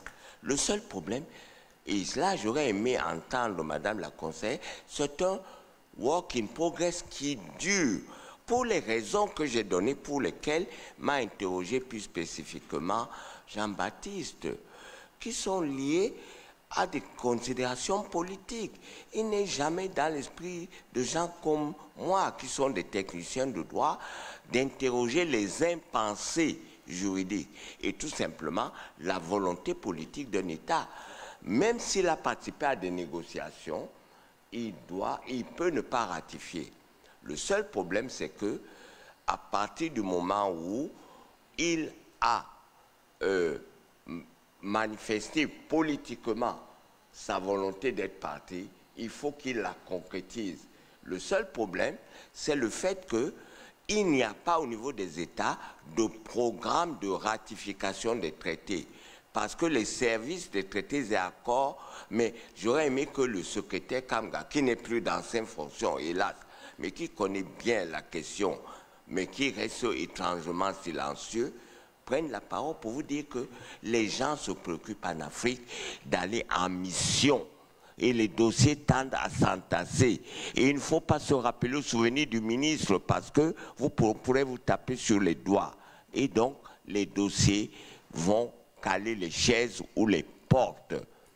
Il serait temps que les gouvernements aient un service de suivi et que de l'autre côté, je l'ai dit tout à l'heure, l'Union africaine, dotée d'un bureau juridique probablement plus reconforté en ressources humaines, puisse avoir un processus de plaidoyer qui permette, quand un conseiller va en mission pour tel ou tel traité, comme par exemple le protocole portant amendement de l'acte, vraiment ça me fend le cœur de voir depuis 2003 que l'acte constitutif qui a été modifié est utilisé pour partie parce qu'il est entré en vigueur. Mais que la Cour, troisième et dernière observation, qui est l'organe chargé d'établir le respect du droit continental, soit encore une pure virtualité. Il est bon, même si les moyens financiers et techniques sont difficiles, qu'au moins on installe, qu'on ait un début d'application parce qu'on peut installer tout de suite le greffe et le président qui sont soumis à l'obligation de résidence. Alors il faut payer le logement, il faut louer un bureau. Quoi. Voilà. Mais pourquoi, par exemple, on n'a pas laissé la Cour de justice rester dans les locaux d'Aoussa. On a choisi que ça aille à... Donc ça demande une politique, ça demande financier. Donc, je pense que dans ce contexte, tout ce qui existe peut aider. Par exemple, la commission dans certains pays a vocation à avoir réduit son format. Mais dans d'autres, dans l'Organisation des États américains, comme en Afrique, elle joue encore son rôle en articulation avec la Cour. Mais en vertu du protocole de Ouagadougou, la Cour est devenue le véritable juge de l'interprétation, de l'application, et je dirais à la lumière du protocole de Sharm el-Sheikh, de l'appréciation de la validité du droit primaire et dérivé. Il faut qu'on en arrive là, c'est tout. Merci beaucoup. Je vais vous raconter une petite anecdote à propos des chancelleries dans nos pays. Une fois, j'ai demandé à un ami, que Dieu ait son âme, ministre des Affaires étrangères, brillant ministre des Affaires étrangères en Tunisie, il dit pourquoi nous n'avons pas un jurisconsulte attitré au niveau du ministère des Affaires étrangères. Alors il m'a pris par ma main, il m'a dit viens, on va faire un petit tour au ministère, vous allez voir que derrière chaque porte, il y a une valise.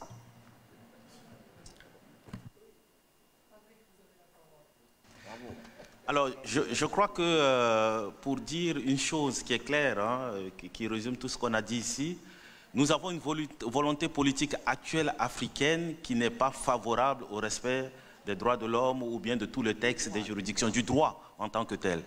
Et hier, un représentant d'Avocats sans frontières à Kampala m'a dit qu'il existe une volonté politique qui est négative. La tendance serait de renverser cette volonté politique de nos États africains vers plus de respect. Et je peux dire, pour répondre aux questions des étudiants, à qui je conseillerais de bien relire leur notion de droit international des droits de l'homme en tant que tel aussi, c'est que la Commission, on l'a dit tout à l'heure, n'a pas un rôle juridictionnel. Elle n'émet que des recommandations pour les États. Hein? Elle ne sanctionne pas les États. C'est pour ça, moi-même, j'ai participé à la campagne pour la mise en place de la Cour africaine des droits de l'homme. Donc on s'est dit, à partir de là, il y aurait une Cour qui condamnerait, sanctionnerait les États en tant que tels et créerait cette volonté politique. Malheureusement, comme l'a dit tout à l'heure le Président, il n'y a que 9 États qui sont partis et qui ont reconnu plutôt la compétence de la Cour. Et donc, c'est pour vous dire, que vous qui êtes jeunes étudiants, c'est un travail à faire. Et comme on l'a dit tout à l'heure, dans 10, 15, 20 ans, quand vous serez des ministres ou des présidents de la République, vous pourrez faire évoluer les choses. Donc le rôle actuel de la Commission africaine des droits de l'homme, que ce soit dans les droits économiques, sociaux et culturels, aux droits civils, politiques, et même sur la situation des migrants, nous sommes que dans des recommandations. Je crois que la Commission de l'Union africaine sur le droit international m'avait invité, ainsi qu'un certain nombre avec Hadjer, je vous rappelle, à Malabo. On a parlé sur la détention, la migration en Afrique. Il y a eu beaucoup d'activités qui ont été faites, des propositions qui ont été faites. Mais bon, voilà, nous nous attendons beaucoup plus du Conseil juridique de l'Union africaine, de la mise en place de ces recommandations, mais ça tarde à venir. Donc on ne peut rien faire, que ce soit sur le plan politique au Gabon ou même sur le plan militaire chez moi en République centrafricaine. Lorsqu'une commission y va pour des missions, ils établissent des faits, ils font des recommandations. Leur rôle n'est pas de sanctionner des États, même s'ils condamnent parfois fermement, en des termes assez fermes, les situations qu'ils ont vues, mais ils ne condamnent pas. Donc c'est pour ça qu'il faut contribuer, il faut rapidement faire pour que nos États adhèrent et puis surtout reconnaissent la compétence de la Cour africaine des droits de l'homme. Voilà. Merci beaucoup. Merci beaucoup à pour l'instant, tous les participants, merci beaucoup à tous les intervenants. Il est exactement 13 h. Nous terminons à l'heure tapante et donc nous allons prendre la pause.